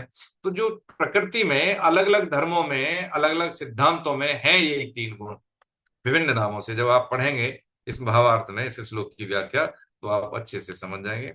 और इसमें छठवें श्लोक की व्याख्या किनके हिस्से में प्रभु जी पढ़िए। हरे कृष्ण। हम्म। मैडम चंदा जी, चंदा जी नहीं है? चंदा शर्मा थी तो सही मैडम।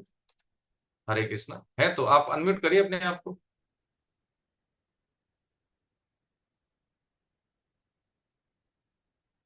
हरे कृष्णा।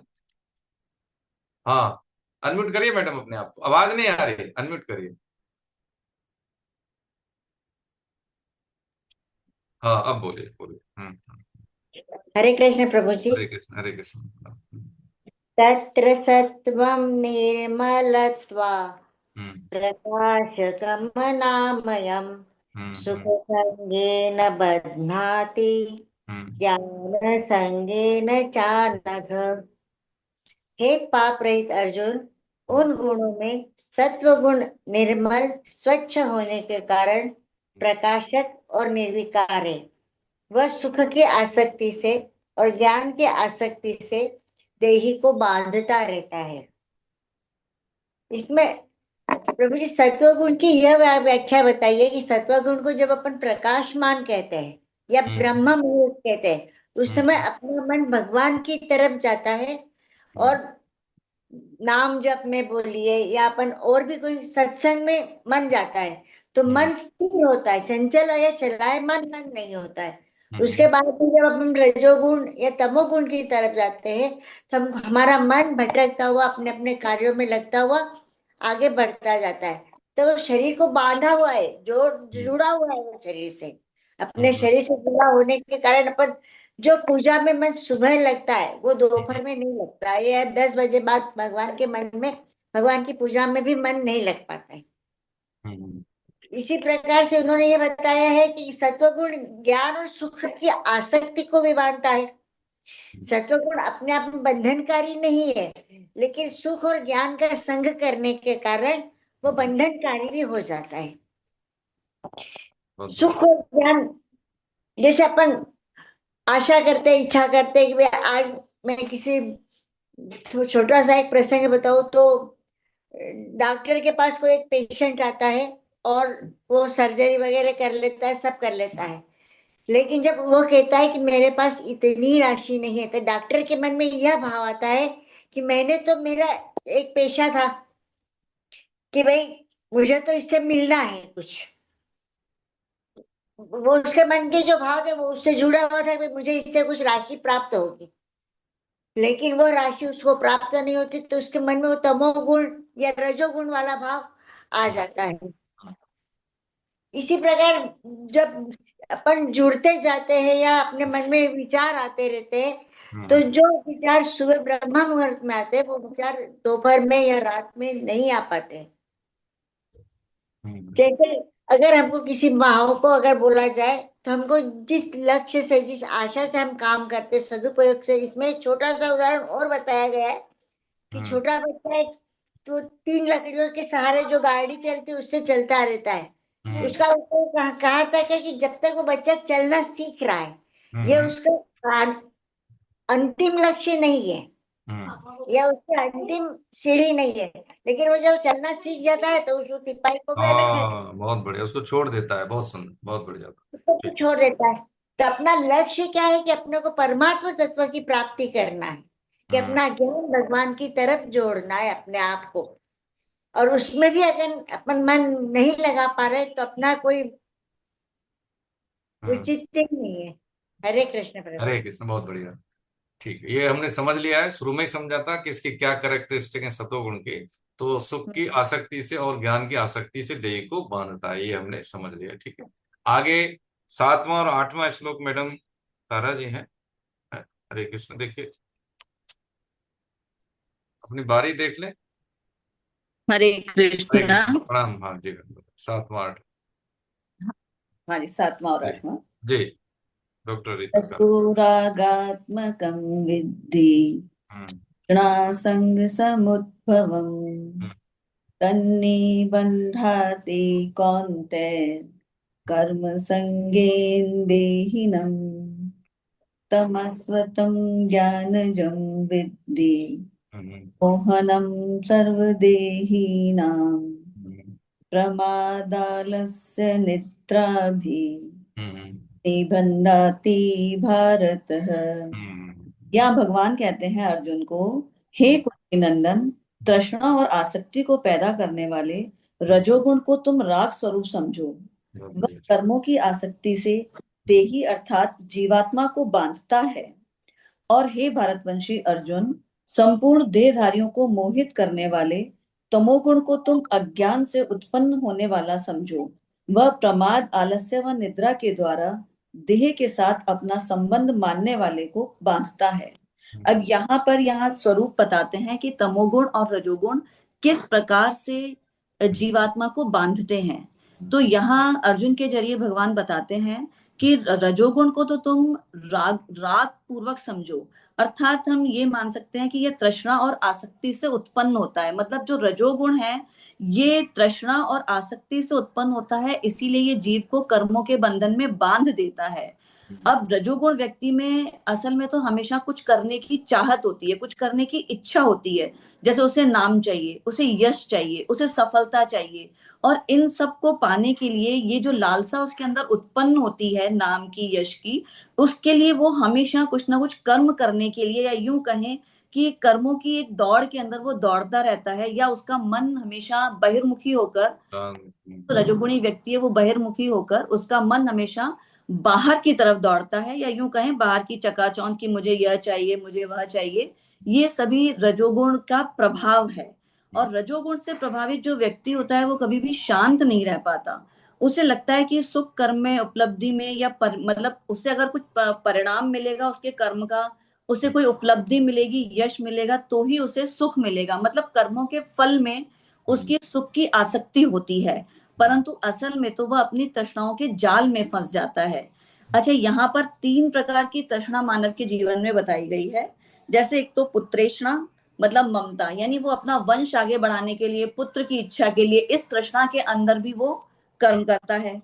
दूसरी है वित्तेष्णा, अर्थात धन और संपत्ति, यानी अगर उस किसी के पास जो भी धन है उसमें संतुष्टि ना होकर उसे और धन चाहिए, और धन चाहिए, और उस धन की प्राप्ति के लिए निरंतर वो कर्म चक्र के अंदर बंधता रहता है और चलता रहता है। तीसरी तृष्णा होती है अहम का पोषण, यानी यश की प्राप्ति।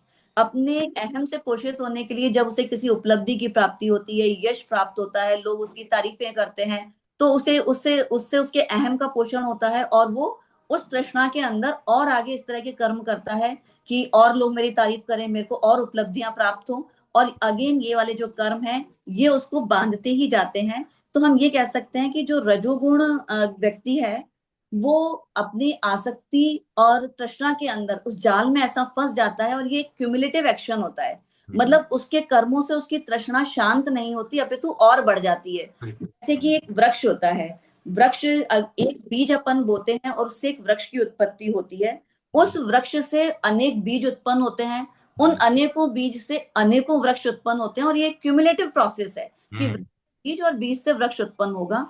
तो रजोगुणी व्यक्ति ठीक इसी प्रकार से होता है कि उसका जो उसकी तृष्णा और आसक्ति के तहत वो कर्म करता है, उन कर्मों को करने से उसकी तृष्णा शांत नहीं होती, उसकी आसक्ति समाप्त नहीं होती, बल्कि वो और बढ़ जाती है, और वो तृष्णा बढ़ने से वो और ज्यादा उसी प्रकार के कर्मों में लिप्त होता चला जाता है, और फिर इसी प्रकार से इस क्यूमुलेटिव चक्र में वो बंध जाता है और कर्म के चक्र से मुक्त नहीं हो पाता। अब आगे वो बताते हैं तमोगुण के लिए भगवान, तमोगुण अज्ञान से उत्पन्न होता है। यह मन को मोहित कर देता है, जिससे जीव प्रमाद, आलस्य और निद्रा में डूब जाता है। तमोगुण के प्रभाव में व्यक्ति सत्य को नहीं देख पाता, कर्तव्य से विमुख हो जाता है, और जीवन केवल शरीर तक ही सीमित समझने लगता है। अर्थात वो देहाभिमान में आ जाता है और वो सिर्फ इस देह को ही सत्य मानता है। अच्छा, अब इसके अंदर यहाँ पर वो बताते हैं कि प्रमाद, आलस्य और निद्रा ये तमोगुण की पहचान है। अब यहाँ प्रमाद भी दो तरीके का होता है। एक तो इंसान करने लायक कर्म को ना करना, अर्थात जो काम दुनिया के या समाज के हित में है, ये जानते हुए भी उस कार्य को नहीं करना। और दूसरा होता है प्रमाद, न करने लायक काम को करना। अर्थात जैसे हमें मालूम है कि हमें गीता पढ़नी चाहिए, लोग जानते हैं गीता के ज्ञान को, गीता का ज्ञान सर्वोपरि है, गीता को जीवन में धारण करना चाहिए, ये जानते हुए भी गीता ज्ञान से वो अनजान रहते हैं, इसलिए गीता को जानते हुए भी नहीं पढ़ते या गीता ज्ञान को जीवन में नहीं उतारते, तो ये भी एक प्रकार का प्रमाद है।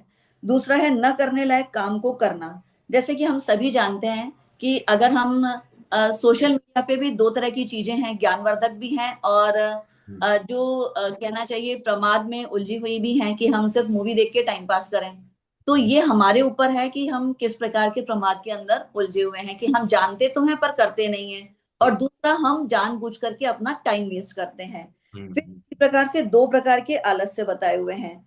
एक तो है कि हम जानते बूझते किसी भी कार्य को नहीं कर रहे, या सोने में अपना समय बिगाड़ रहे हैं, समय वेस्ट कर रहे हैं, या आवश्यक काम जानते हुए भी कि ये कार्य आवश्यक है फिर भी नहीं कर रहे। और दूसरा है आलस्य, कि जैसे जब इंसान थक जाता है अपने लौकिक कर्तव्य करते हुए या कर्म करते हुए अपने दैनिक जीवन के, तो उसे नींद आने लगती है, तब उसे आलस्य प्राप्त होता है। हालांकि इससे कोई हानि नहीं होती, पर ये भी एक प्रकार का आलस्य ही है। इसी प्रकार से निद्रा के भी दो प्रकार बताए गए हैं। एक है कि आवश्यकता है उतनी ही निद्रा लेना, और दूसरा है कि सिर्फ अपने समय को निकालने के लिए आपके शरीर को निद्रा की आवश्यकता न होते हुए भी आपका सोते रहना। दोनों ही चीजों में फर्क है। आवश्यक निद्रा आपके शरीर को स्फूर्ति से भर देती है, जबकि अनावश्यक निद्रा आपको आलस्य से भर देती है। बहुत सुंदर, बहुत बढ़िया, तो बहुत सुंदर। इसी प्रकार से फिर जब मनुष्य रजोगुण और तमोगुण एक तरीके से ये दोनों ही को भौतिक दुनिया में बांध, बाकी दूसरा एक आसक्ति से बांधता है और दूसरा अज्ञान और जड़ता से बांध देता है। और जब मनुष्य इन गुणों से, दोनों ही गुणों से ऊपर उठता है और सत्व गुण की ओर बढ़ता है, तब ज्ञान, शांति और प्रसन्नता अपने आप प्रकट हो जाती है। भगवान कहते हैं जो इन तीनों गुणों के पार चले जाए वह जन्म मरण के चक्र से मुक्त हो जाता है। और यही हमारा इस गीता की साधना का असली लक्ष्य है, या यूं कहें कि जो मानव जीवन हमें मिला है इसका असली लक्ष्य है कि हम तीनों गुणों से पार हो जाएं और जन्म मृत्यु के चक्र से मुक्त हो जाएं। यहाँ एक चीज और है, जो तीन तरह के गुण बताए, सत्व, रज और तम, इसमें तीनों ही गुण मनुष्य को बांधने वाले हैं। सत्व गुण और पर इनके बंधन में फर्क है। जैसा कि आपने पहले भी कहा था कि सीढ़ी चाहे लोहे की हो या चांदी की हो या सोने की, सीढ़ी तो जंजीर ही होती है और उसका कार्य है कि मनुष्य को बांधना। ठीक इसी प्रकार से ये सत्व, रज, तम तीनों ही गुण मनुष्य को बांधते हैं। फर्क सिर्फ इतना है कि सत्व और रज गुण संग से बांधते हैं, जबकि तमोगुण स्वरूप से बांधता है। इसका तो स्वरूप ही एक बंधन है। जैसे गुण के अंदर सुख और ज्ञान की आसक्ति होती है, इंसान सुख और ज्ञान की आसक्ति से बंध जाता है। इसीलिए जो सत्व गुण है वो सुख संग और ज्ञान संग बताया गया है। वहीं रजोगुण में कर्म की आसक्ति से बनता है, क्योंकि वो कर्मों के ही चक्रव्यूह के अंदर बंधता चला जाता है, तो रजोगुण को कर्म संग बताया गया है। वहीं तमोगुण किसी भी संग से नहीं बंधता, क्योंकि यहाँ तो देहाभिमान होता है, इसीलिए तमोगुण को तो स्वरूप से बंध जाता है। और इसका यही फर्क है कि स्वरूप से बांधने वाला है तमोगुण। हरे कृष्ण। देखो स्पष्टता हो गई होगी, इसमें कुछ बचा नहीं है। अब एक बात इसमें समझ लेते हैं शब्दों की। जैसे तृष्णा मैडम ने नाम लिया, तो तृष्णा का मतलब होता है कि भोगे हुए भोगों की बार बार भोगने की इच्छा, वो होती है तृष्णा। कामना होती है नवीन नवीन भोग, ठीक है। अब ये जो स्वभावत है, इनसे मुक्ति का एक सरल उपाय है ये कांटे वाला। और दूसरा एक चीज हम समझ सकते हैं कि यदि कोई चीज समझ में न आए हमारी, जैसे हमारी समझ में नहीं आ रहा सिद्धों की बात, हमारी समझ में नहीं आ रही सतरज, हम कैसे करें, क्या करें, तो एक बात हम ये जान लें कि जो क्षमता है, जितना हम जानते हैं उतना ही हम समझ ले तो आगे के रास्ते खुल जाते हैं। मान लीजिए कोई चीज समझ में नहीं आई तो कठिन है, हम नहीं कर सकते, ऐसा छोड़ना नहीं उसको। एक बात क्या पकड़ लें कि जितना हम जानते हैं बस उसी के आधार पे। तो ये जो सतरजतम का बंधन है, इसकी कॉन्सेप्ट है, इसके क्या बांधने वाले, हमें नहीं कुछ पता, हमें शब्द ज्ञान नहीं है, तो क्या उसकी मुक्ति नहीं होगी? होगी। तो उसके लिए क्या करना है, जो कहा जाए वो कर लें। अध्याय 14 हो रहा है तो कम से कम 14 माला हम करते होंगे, ऐसा हमें विश्वास है। उद्देश्य जीवन का क्या है हमें पता होगा, ऐसा हमें विश्वास है। क्योंकि मैं अपने जीवन से, अपने आप से क्या चाहता हूँ, क्या चाहती हूँ, ये मुझे पता नहीं तो फिर किसको पता होगा जी, फिर जाएंगे कहाँ, हम बताइए। ये बहुत जरूरी है। ये ऐसा, ये एक ठहर के, सुलझ के, शांत होके हम सोचें अपने आप को, क्या हम दे पा रहे हैं, क्या मैं चाहता हूँ अपनी जिंदगी से, क्या चाहती हूँ, ये मैं लिखूं जरूर, और उस पर हम काम करें। अब तक के मेरे जितने भी, जो मैंने वैल्यू एडिशन किया है, जितना मेरे पास बुद्धिमत्ता है, उससे मैं क्या अपना वेलफेयर कर पा रही हूँ, कर पा रहा हूँ। संसार की चुनौतियों के साथ साथ क्या मुझे अपने इस जीवन का जो अवसान होने वाला है उसके प्रति मेरी सचेतता क्या है, मैं निर्भय हूं क्या, नहीं हूं। तो ये सोचने का विषय है, और होमवर्क है अभी हमारे पास बहुत सारा, जो प्राय हम समय से खत्म नहीं करते। यही 3 कर्म हमारे उन्नति के लिए हैं, बंधन के लिए नहीं है। बंधन का मतलब सिर्फ क्या है, चाह लेना, बस वो बंद, चाह, तृष्णा कहें, कामना कहें, ये सब इसी में आ जाते हैं। चाह है, चाह गई, चिंता गई, मनवा बेपरवाह, जिसको पूछना चाहिए वो साहं का सा, ऐसे बोलते ना, वो साहों का सा, यही हिसाब है समझने के लिए। इससे ज्यादा कुछ नहीं है, शब्दों के गणन में, उसकी वाक्पटुता में हम न जाए। सिर्फ सिंपल सी बात है, और उसका सिर्फ एक ही उसूल है कि जीवन जा रहा है, इस जाए हुए जीवन का सदुपयोग हम कैसे करें। नाम जब पकड़ लें, गीता का स्वाध्याय पकड़ लें, आज नहीं कल आएगा, जरूर आएगा। ऐसा है नहीं कि हम मेहनत करें उसका परिणाम ना मिले। ठीक है। हरे कृष्णा। आगे देखें, 9वां और 10वां श्लोक इनके हिस्से में है। हरे कृष्ण सर, हरे कृष्ण। जी जी सर, प्रणाम। 9वां श्लोक। हम्म सतां सुखे संजयति रजा कर्मणि भार, हम्म ज्ञानमावृत्य तु तमः परमादे संजयते उत।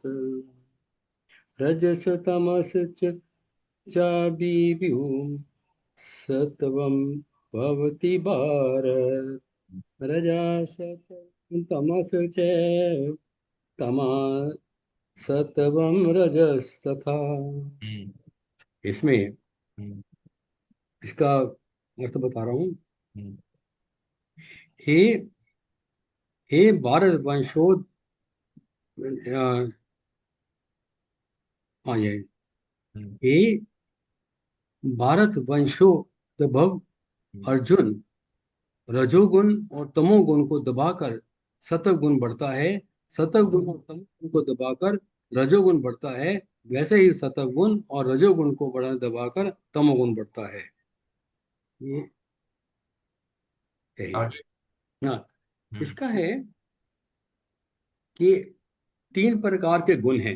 हम्म ये पैदाइशी हर आदमी के साथ होते हैं, हर आदमी के साथ, हर व्यक्ति के साथ, हर वस्तु के हम्म साथ। हम्म और इनका ये बेशक कहा जाता है कि सतोगुण बहुत अच्छा है, हम्म इसको शुद्धता, ज्ञान, शांति और अच्छाई का प्रतीक है। हम्म और दूसरा रजोगुण, ये ये जो है, ये भी जोश, सक्रियता, इच्छा और भोग विलास का प्रतीक है। और तीसरा है तमोगुण, हम्म ये इनकी व्याख्या व्याख्या सबकी बहुत अच्छी तरह होगी, इसलिए शॉर्ट में कह रहा हूँ। तमोगुण जितना आलस्य, कुछ भी की ओर ले जाता है, कुछ करने को मानी ना करे, अपने को अमीर होना चाहता है, ऊपर उठना चाहता है, इस तरह की भावनाएं उसमें होती हैं। हम्म लेकिन अगर ये कहा जाए कि इसमें एक ही गुण हो जाए तो बहुत बढ़िया है, ऐसा नहीं है। हम्म सभी तीनों गुणों का महत्व बराबर है। हम्म तीनों गुणों का, जैसे आपने अभी उदाहरण दिया था कांटे का, इसमें पैर में कांटा चुभने का, या और एक और उदाहरण है मैं कहना चाहता हूँ, जैसे कहीं आग लग जाती है, कहीं पे कचरा पड़ा हुआ है, कचरा पड़ा हुआ है, स्मेल आ रही है, क्या करेंगे, उसको आग लगाएंगे। आग लगाए, कचरा तो खत्म कर दिया। जब कचरा खत्म कर दिया तो आग को बनाए नहीं रखना, आग भी खत्म हो जाएगी। इसी तरह हम हम जो जिस गुण की जिस समय आवश्यकता है उसका प्रयोग होगा। ऐसा नहीं है कि कोई भी गुण ऐसा एक नहीं, जैसे जो है ना, हम ये कहते हैं उसकी ओर, तमोगुण, भगवान शिव को तमोगुणी कहते हैं, लेकिन भगवान शिव तमोगुणी नहीं है। तमोगुण का प्रयोग तब होता है जब उनको सृष्टि का संहार करना होता है, और वो कोई भी वो चाहे भगवान शिव हो, विष्णु हो, ब्रह्मा जी हो, ये गुणातीत है। और ये ठीक है, ये ठीक है हाँ बाबू जी। जी। इसमें ये आप समझाइए, जैसे बताया ना 9वें श्लोक में, फिर क्या होता है कि चीजें टारगेटेड नहीं रहती, साधक हम्म नहीं समझ पाएंगे। जैसे आपने जो पढ़ा है इसी हम्म श्लोक में, उसका हम्म एसेंस, जैसे सुख में रजोगुण, सत्वगुण सुख में, रजोगुण कर्म में, और ये तमोगुण ज्ञान में हाँ है। जी। तमोगुण ज्ञान को ढककर, यानी एक पर्देदारी में परमात्मा को हम्म लगाकर मनुष्य को, यानी ये कैसे विजय प्राप्त करते हैं, इसका हिट क्या है? इसका हिट है कि ये कैसे बांधते हैं, कैसे हम बंधते हैं, ये हाँ इसके बारे में तो बहुत बात होगी। और 10वें क्या बताइए, अब 10वें बताइए कि रजोगुण तमोगुण को दबाकर, ये इसमें मतलब यही था, मेरा कहने का मतलब ये है कि जैसे आपके पास ज्यादा भंडार है, बहुत ज्यादा चीजें हैं, उसमें से हमें चीजें निकालनी है कम, ताकि वो श्लोक की हम बात समझे, नहीं तो फिर ड्रिल हो जाएंगे लोग, हम्म, है ना। इसमें जो आप बताना चाह रहे हैं मैं ले लूं, अगर आप आदेश करें तो। हाँ जी, इसी, मैं कह रहा हूँ जैसे हाँ, ए, 3 गुण हैं। हम्म रजोगुण, हम्म रजोगुनी जो है, हम्म रजोगुनी है हम्म अमीर व्यक्ति, तो वो उसको सतोगुण और तमोगुण को दबाकर आदमी हम्म रजोगुनी हो जाता है। हम्म और सतोगुनी सतोगुनी सतोगुनी जो है हम्म रजोगुनी और हम्म तमोगुनी को दबाने से रज हम्म सतोगुनी हो जाता है। हम्म रजोगुनी और सतोगुनी को दबाकर तमोगुनी हो जाता है। हम्म लेकिन अब ये होता गया है कि ये सारे गुण पे गुण तो हैं, लेकिन अंत में गुणातीत ही होने का लक्ष्य होता है हमारे व्यक्ति का। ठीक है, ठीक है। इसमें देखिए सर ने बताया कि मेन बात यही है, इसमें कोई भी व्यक्ति एक गुण का नहीं है, तीनों गुण होते हैं। किसमें गुण की प्रधानता है, वो उसी गुण का स्वामी कहलाता है। ये सतोगुणी व्यक्ति है, आप गीता पढ़ रहे हैं, लोगों की सेवा कर रहे हैं, है आदरणीय कुलदीप साहब डोर टू डोर जाके लोगों को जोड़ते हैं, इनका भला हो जाए, हमें लाभ मिला, इनको भी मिल जाए, हमारी संतान, हमारी पीढ़ी, सतोगुण की वृत्ति है। कोई व्यक्ति कैसे है कि उसमें चलो ठीक है, करने का भाव, अरे कुछ नहीं होता इस चीजों से, पैसा कमाओ, व्यस्त रहो, कर्म संगी, ये रजोगुण की वृत्ति है। यानी कोई भी एक गुण होता है, विशेष विशेष होता है, बाकी दो नीचे होते हैं, होते सभी तीनों गुण हैं उसमें, है ना। ऐसे भाव है। अब इसको जब तक हम पढ़ेंगे नहीं, स्वाध्याय नहीं करेंगे, तो देखो चीजें क्लियर होंगी नहीं। हम क्या करते हैं, है ना, सुन लेते हैं एक कान से, दूसरे कान से, जब हफ्ते में ये किताब खुलती है थोड़ा बहुत पढ़ लेते हैं, और जब हम कहते हैं वाचन की भी, तो हम तैयारी करके नहीं आते, है ना। थोड़ा सा क्या है कि जैसे एक दिन दो दिन पहले भी हमें पता लग गया कि इस श्लोक के बारे में बोल रहा है, तो हम अपने शब्द बोले, पढ़ के नहीं बोलना, उसमें से शब्द बोलेंगे तो क्या है कि वो हमारा अनुभव, हमने क्या समझा, वो एक अलग ही होगा, मौलिक होगा, यूनिक होगा, अद्वितीय होगा, वो कभी मिलेगा ही नहीं एक दूसरे से। बस यही हमारी संपत्ति है। सत्संग का मतलब क्या है कि हर व्यक्ति अपने अपने अनुभवों को शेयर करता है, तो जो हमने पढ़ा नहीं है वो हम उनके माध्यम से सीख लेते हैं, यही लाभ है, और क्या है इसका। ठीक है, तो ये चीजें हमने समझी, अच्छे से समझी। कोई भी युवा भी सतोगुण रजोगुण तमोगुण की स्थिति को अच्छे से समझ पाएगा, बचा नहीं मैं, सब अच्छे से बता दिया। हम 11वां श्लोक पढ़े प्रभु जी, है 11वां श्लोक किनके हिस्से में है? हम्म प्रियंका जी, है ना हाँ जी। सर? प्रियंका जी है, प्रियंका जी, नाम तो प्रियंका जी का लिखा हुआ है, प्रियंका जी 11 से 13। अ, प्रियंका जी हैं नहीं। है क्या? मैं एक मिनट, किसी और नाम से जुड़ सकती हैं, 1 मिनट जी।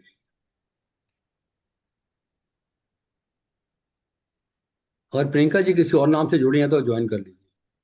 चलिए कोई बात नहीं, हम इसको कंक्लूड करते हैं। देखिए इसमें 13वें श्लोक में भगवान ने क्या बताया है, 11वें, सॉरी, है ना, 11वें श्लोक में बताया है। अब तक ये स्थितियां कैसी थी, सतोगुण रजोगुण तमोगुण, और ये भी था सभी में होते हैं, कोई एक मुख्य होता है तो उसी गुण का स्वामी कहा जाता है। 11 से 13 में क्या है, दो गुणों को दबाकर एक गुण बढ़ता है, तब उस बढ़े हुए गुण के क्या लक्षण होते हैं, एक तो ये समझना है।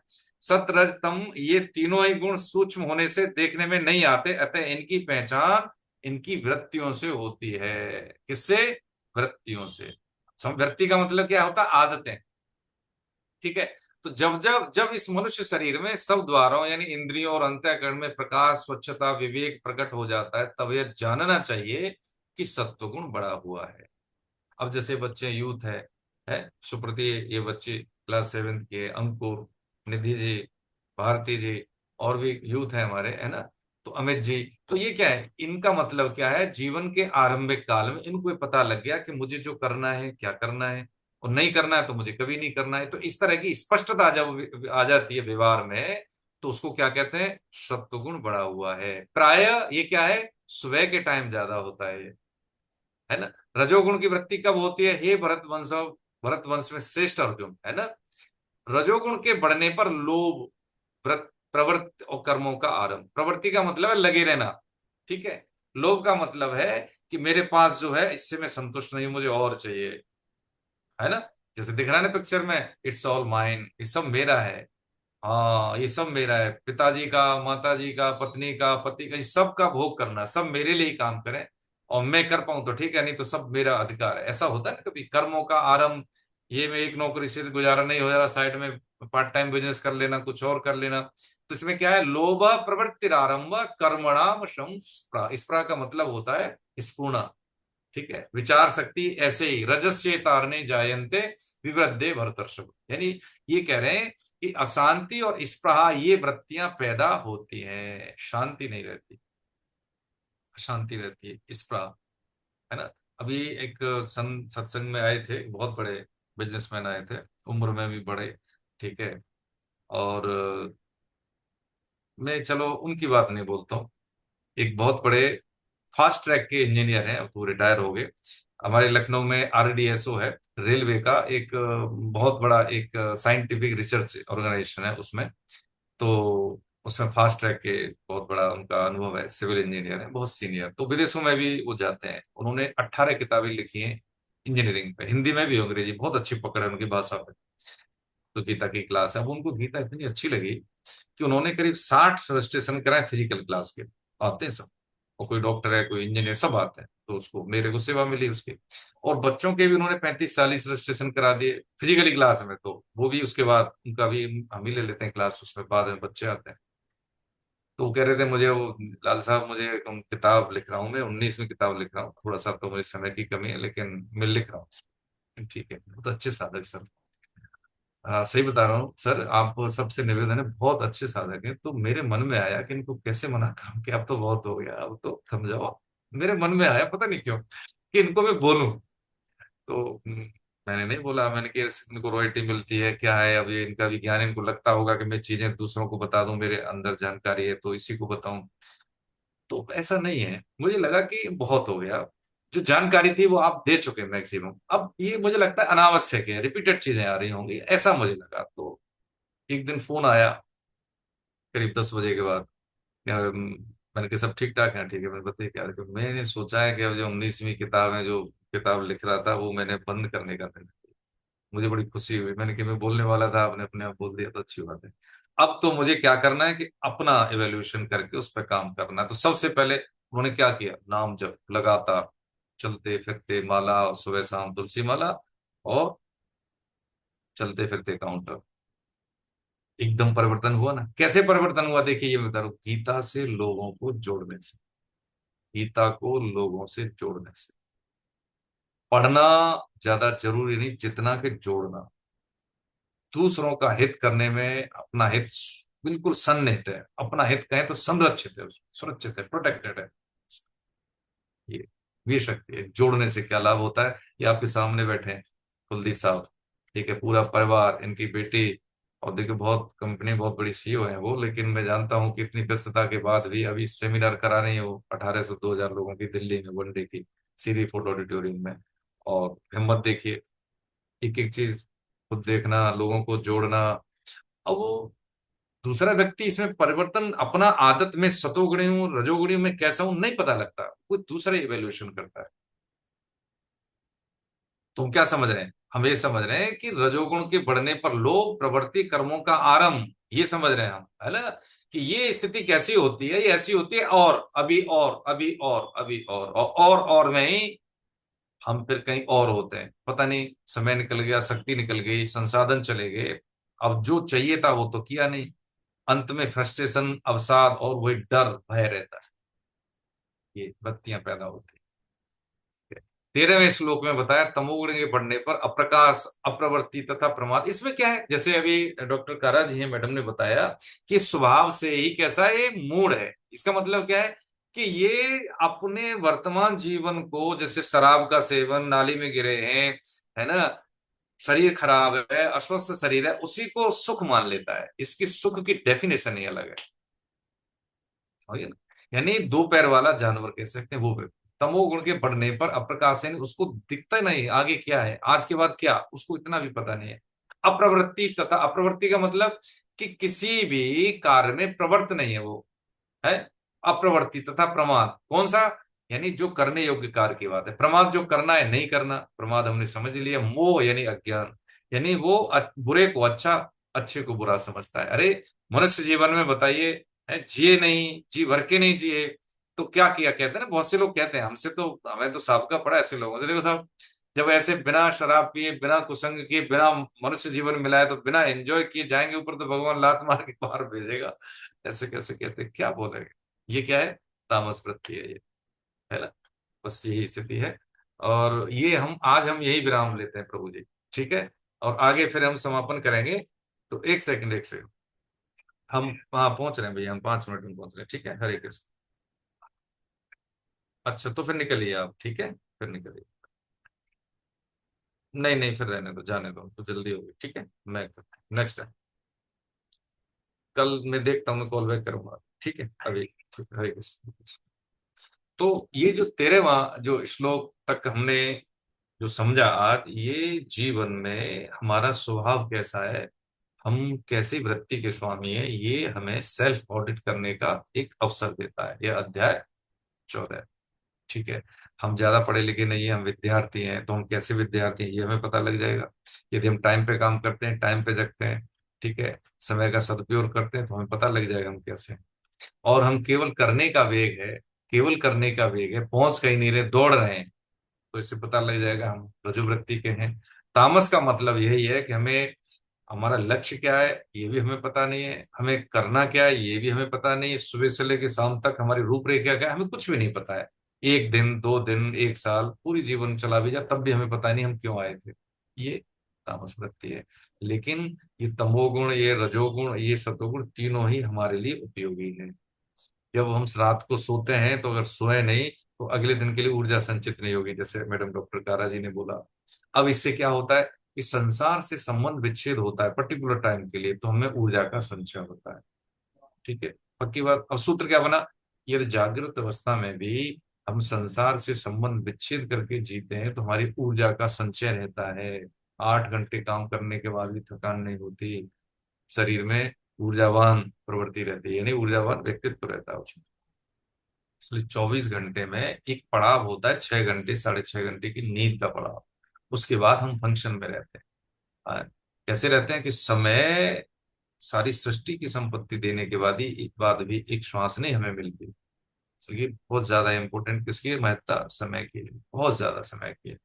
आज इतनी उम्र के हो गए हम, अब क्या ये जीवन में कभी उम्र नहीं आएगी, अलग से जीवन नहीं मिलना है हमें, ये सब अपने ग्रूमिंग करने के लिए, अपने आप पे सोच विचार करने के लिए, हम किसी लिए या किसी के भी लिए जितना भी हम कर पाए उतना हम, हमें कर्तव्य कर्म करना है।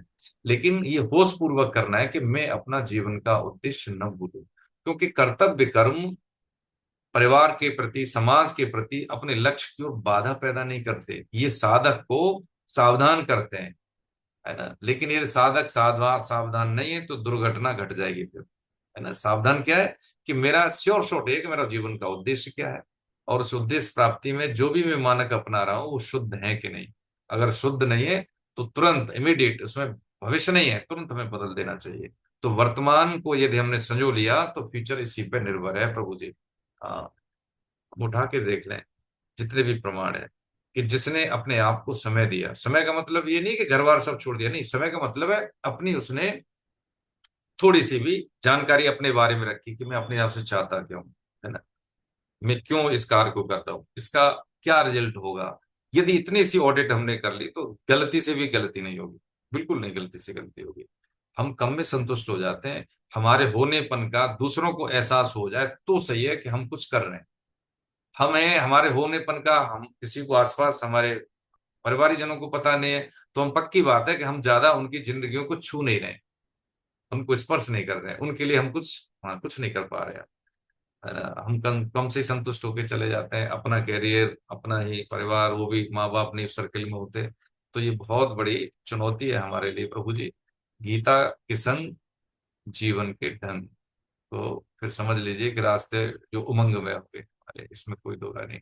आज हम यही विराम लेते हैं, और गीता के लिए रजिस्ट्रेशन कराएं आप सभी। मेरा तो बार बार यही निवेदन है, इसको सीपीयू को हम कमांड दें कि हमें कुछ लोग जोड़ने, अपने घर से परिवार से शुरू करें। इसमें कोई घाटा नहीं है, लाभ ही लाभ है प्रभु जी, पक्की बात है, बता दें आपको। लेकिन यदि हमने अच्छे से समझ लिया तो, लेकिन क्या करते हैं कि अब देख लें कितने लोग हैं, हम कितने क्लास में आते हैं, है ना, यही स्थिति है। तो इसमें भगवान ने भी यही कहा है कि हम अपना काम करना है, अगर नहीं किसी को जसता है तो कोई बात नहीं, आज नहीं तो कल समझना तो पड़ेगा, इस जीवन में नहीं तो अगले किसी जीवन में। लेकिन ये मौका निकल गया, ये अंतिम मौका होता है। मनुष्य जीवन समस्त योनियों में अंतिम अवसर है, इसी से हम क्या करते हैं, अपनी गति निर्धारित करते हैं। कौन? हम, दूसरा कोई। ठीक है प्रभु, हरे कृष्ण।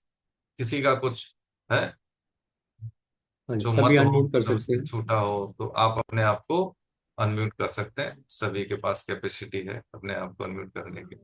हरे कृष्ण, हरे कृष्ण। हरे कृष्ण।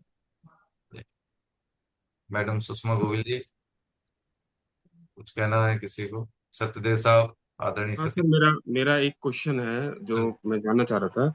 जैसे अब आपने बोला भाई हमें लोगों को जोड़ना चाहिए गीता से, बहुत अच्छी बात है, जुड़ना भी चाहिए। पर हम्म, मेरा कुछ, जैसे हमें लगता है हम लोग जितने भी लोग बैठे हुए सारे सारे इंटेलेक्चुअल पर्सन हैं, यानी कि पढ़े लिखे लोग हैं, हम्म, तो शायद हमारे लिए इजी होता है दूसरे लोगों को जोड़ना जो पढ़े लिखे लोग हैं। हम्म। पर हमारे समाज में इस तरह के लोग भी हैं जो पढ़े लिखे नहीं है, अनपढ़ लोग हैं। ठीक है, उनको गीता कैसे समझाए, या उनको गीता गीता के माध्यम से हम कैसे जोड़ें? हाँ, बहुत सुंदर, बहुत सुंदर। देखिए, अब हमने अभी पहले थोड़ा सा हमने सुरेंद्र मोहन साहब का उदाहरण लिया था। देखिए, गीता को हमें कैसे समझना है, उसी की भाषा में, उसी के स्तर पर। हम में से कौन है जो जीतना नहीं चाहेगा? हम में से कौन है जो अपने आप को एक मौलिक नहीं देखना चाहेगा? हम में से कौन है जो नहीं चाहेगा कि मुझे लोग नोटिस करें? हम में से कौन है जो नहीं चाहेगा कि मैं अपने बच्चों की अच्छी परवरिश दूं? कौन नहीं चाहेगा कि मैं अपने माँ बाप को संतुष्ट करूं? कौन नहीं चाहेगा कि मैं अपने देश के समाज के लिए कुछ बेहतर करके दिखाऊं? लेकिन इसके लिए क्या है, पहले रगड़ना पड़ेगा। जितने भी महापुरुष हुए देख ले, उनको पहले क्या झेलना पड़ा है, उनको तरासा गया है भाई। ऐसी थोड़ी है, अब जैसे आप ही ने बात की, आप मुझे बताएंगे तो हो सकता है मैं आपको बोल दूंगा, अरे साहब क्या बात है आप, है ना, आप तो ऐसी बात कर रहे हैं, कल तो आप ऐसे थे, अब आप गीता से जुड़ गए तो हमें आप ऐसे करें। हाँ, सुनने को पड़ेगा, कोई बात नहीं, तो उसको हम क्या करें, हम उसको सहन कर लें। वही सहनशीलता हमारी शक्ति का काम करती है। लेकिन वहां पे हमने रिएक्ट करती है, प्रतिक्रिया दे दी, तो फिर हम हार जाएंगे। ये ऐसा होगा, क्योंकि हम उन्हीं के बीच पलते हैं, बढ़ते हैं, हमारी अच्छाइयाँ बुराइयां सबको पता होती हैं। फिर हमको उपदेशात्मक स्थिति में बोलते हैं ना, हमको रास्ता बताने की स्थिति की बात कर रहा हूँ कि भैया ऐसा नहीं ऐसा कर लो, तो बोलेगा अरे हाँ। लेकिन उसको हम सहन करें, ये देखा है, और बड़ा चमत्कारिक फायदा होता है। प्रतिक्रिया हमने देना बंद कर दिया, बता दिया उसको, आए ना आए उसकी मर्जी, लेकिन बोलना हमें जरूर है कि भैया देखो वो रास्ता ठीक नहीं है, आप इस रास्ते को चुन लीजिए।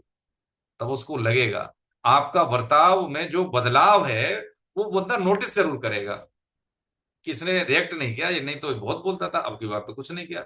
तो गीता का प्रचार क्या मतलब, क्या प्रसार है? जब हमें सुधार होगा तो दूसरे वाला जरूर देखेगा कि नहीं इसमें कुछ बात तो है। वो हमारे मौन को भी बहुत बड़ा स्पीच समझ लेगा प्रभु जी।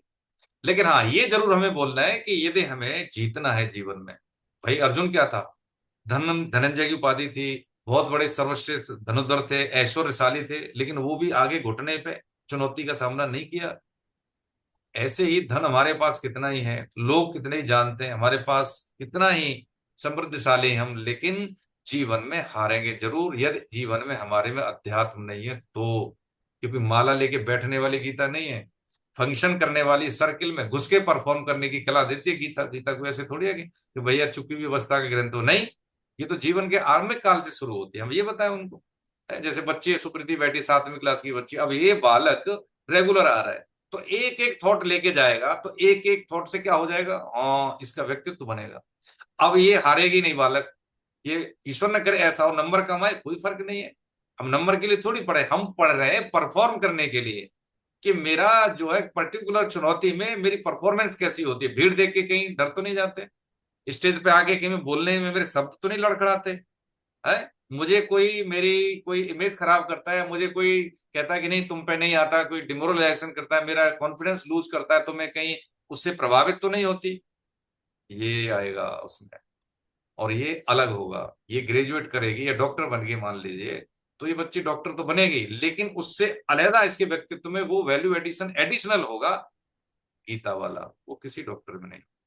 इंजीनियर बनेगी तो इंजीनियर बनेगी ऐसी, उसमें एक्स्ट्रा बेनिफिट एक्स्ट्रा मौलिकता इसमें जरूर होगी, जो कि गीता के माध्यम से होगी।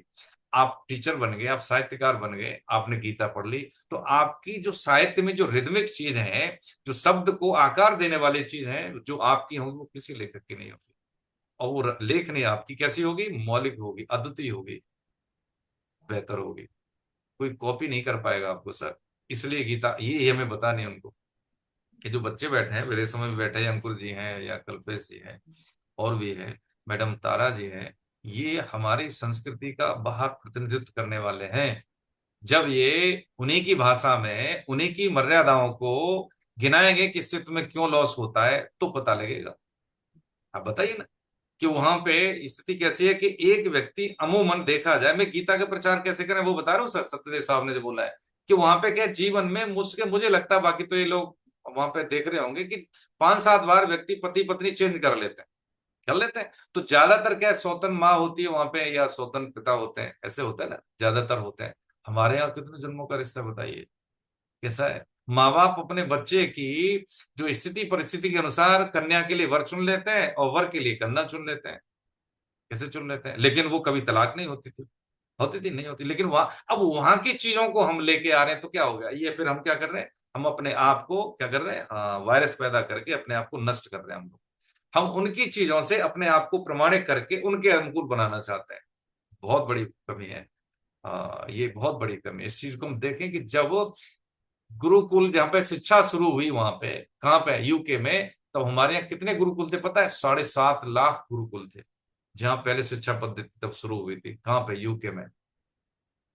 ठीक है, अब बताइए हमारी संस्कृति कितनी आगे। इसकी वैज्ञानिकता को हम समझे, उनको समझाएं लोगों को।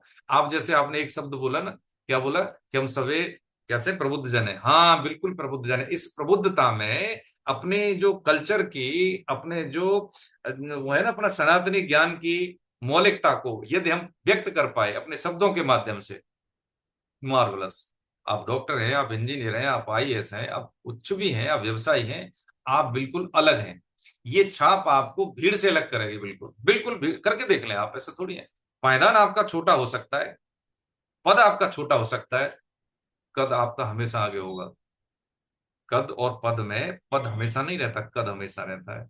और वो व्यक्ति की स्पेशलिटी वही है, उसकी अलग मतलब होता है, अस्तित्व है उसका, कद होता है ना। अब बताइए मोदी जी क्या थे, उनकी बैकग्राउंड देख लें। मैं एक आदमी का उदाहरण ले रहा हूँ जो प्राय हम सभी जानते हैं, इसमें राजनीतिक बात नहीं हो रही। ठीक है, पुरानी बात करें तो कबीर दास जी क्या थे, लेकिन उनका कद जान ले। आज अच्छे अच्छे हजारों लाखों पीएचडी कर रहे हैं, जबकि वो कैसे थे, निरक्षर तो नहीं कह सकते, लेकिन पढ़े लिखे नहीं थे। रैदास जी देख लें। तो ये प्रमाण है ना हमारे लिए कि जो वर्तमान की शिक्षा पद्धति ठीक है, ये हमें धन दे सकती है, धर्म नहीं दे सकती।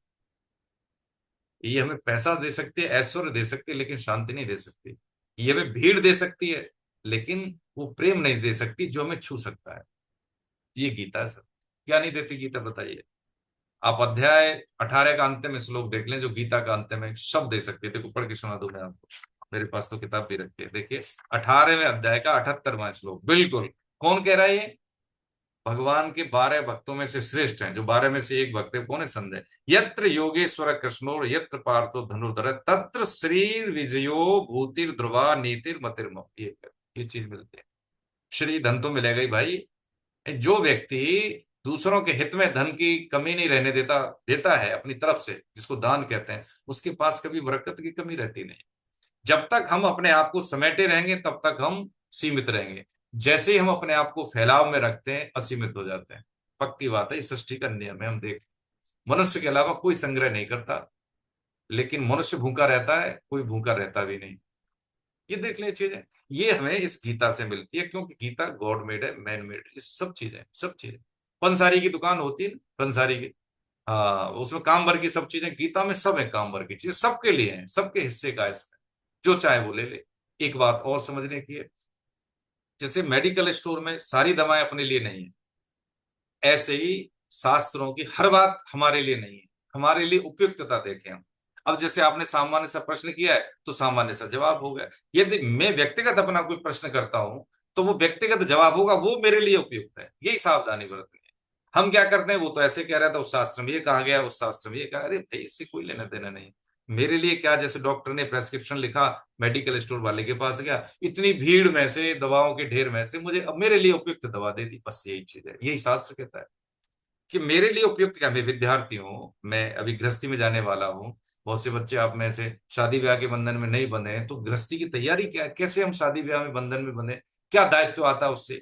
ऐसी कोई तैयारी ना बाप बेटे को बताता ना माँ बेटी को। कितनी भूल होती है, बहुत भूल हो जाती है, जीवन खराब हो जाते हैं। ये एक आयाम है, उपयुक्त कन्या वर का चयन, ये काम है। कैरियर बनाने तक काम नहीं, ये भी काम है माँ बाप का भाई। अब देखिए फिर क्या, किससे पीढ़ी बनती है। हम एक दौर में पीछे रह जाएंगे, संतान आगे जाएगी। तो उसको तैयारी तो करानी है कि कैसी है शादी विवाह, संस्कार है हमारे, विवाह नहीं है। ये गीता देती है, वो चीज बता रहे हैं जो गीता, जो हमारे हर पहलू को छूता है, जीवन के हर ढंग को, हर बेढंग को ढंग में बदलता है, हम ऐसे समझें, है ना। तो ये कोई संतों की बात नहीं है कि विरक्त की बात हो। विरक्तों के लिए अलग हो। जैसे हम गीता भवन में जाते हैं तो वहां पे इसी अध्याय की दूसरी व्याख्या है, किसके लिए, विरक्तों के लिए। मैं सोचेंगे ये तो वो बता रहे थे, ये तो ऐसे बता रहे, नहीं, अलग अलग। जैसा समझे ना कि दवाइयों का ढेर है, लेकिन मेरे लिए क्या है, ये उपयुक्तता बहुत जरूरी है जीवन में। यही प्रामाणिकता, तथ्यपरक और वैज्ञानिक दृष्टिकोण क्या देता है, ये गीता देती है, और कोई नहीं देता। ग्रंथों का पढ़ने का अध्ययन यही है कि गीता, उसके बाद हम भागवतम पढ़ें, उसके बाद महाभारत पढ़ें। अब लोग कहते हैं महाभारत पढ़ने से घर में महाभारत होता है, ऐसे थोड़ी होता है। कहाँ लड़ाई नहीं है, नहीं पढ़ रहे तो क्या झगड़ा नहीं है। महाभारत हमें सीख देता है, और हर की जिंदगी में महाभारत है, ऐसा ही नहीं। जिंदगी है तो महाभारत है, जरूर है महाभारत, निश्चित है। क्योंकि अपनी अपनी जिंदगी में सबको चुनौतियां लेनी पड़ती हैं, सबको अपने आप को प्रोटेक्ट करना होता है, संरक्षित करना होता है ना। कूटनीति के आधार पे, है ना, डिप्लोमेसी से कहें, या फिर कहें कि कुछ, है ना, सदाचार के आधार पे, कुछ भाईचारे के आधार पे, कुछ हम सहन कर लेते हैं, कुछ हम उसको डरा धमका देते हैं।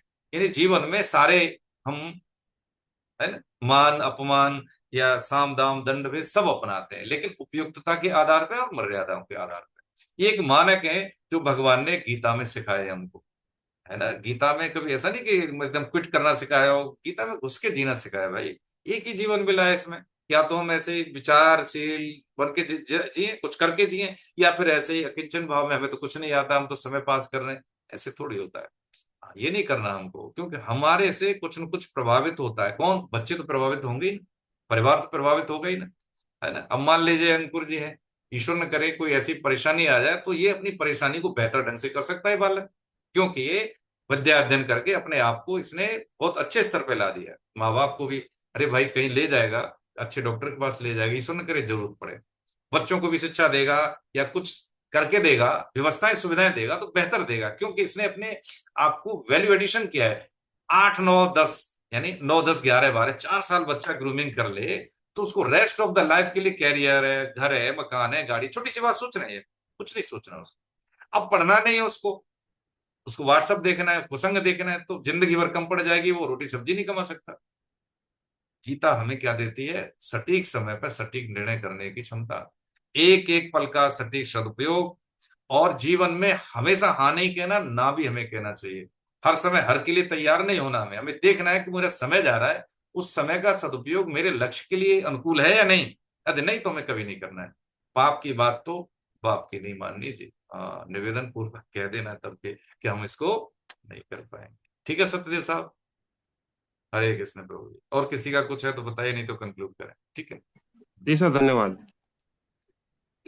हाँ जी, कटियार साहब, मैडम उर्मिला जी, कैलाश चंद्र गुप्ता साहब, हरे कृष्ण प्रभु जी, दर्शन हो रहे हैं प्रभु जी, वंदन बहुत बहुत, है ना।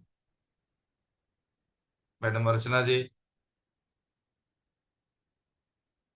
आर के पांडे भैया, कंक्लूड करें, चलो 9:30 भी हो गए।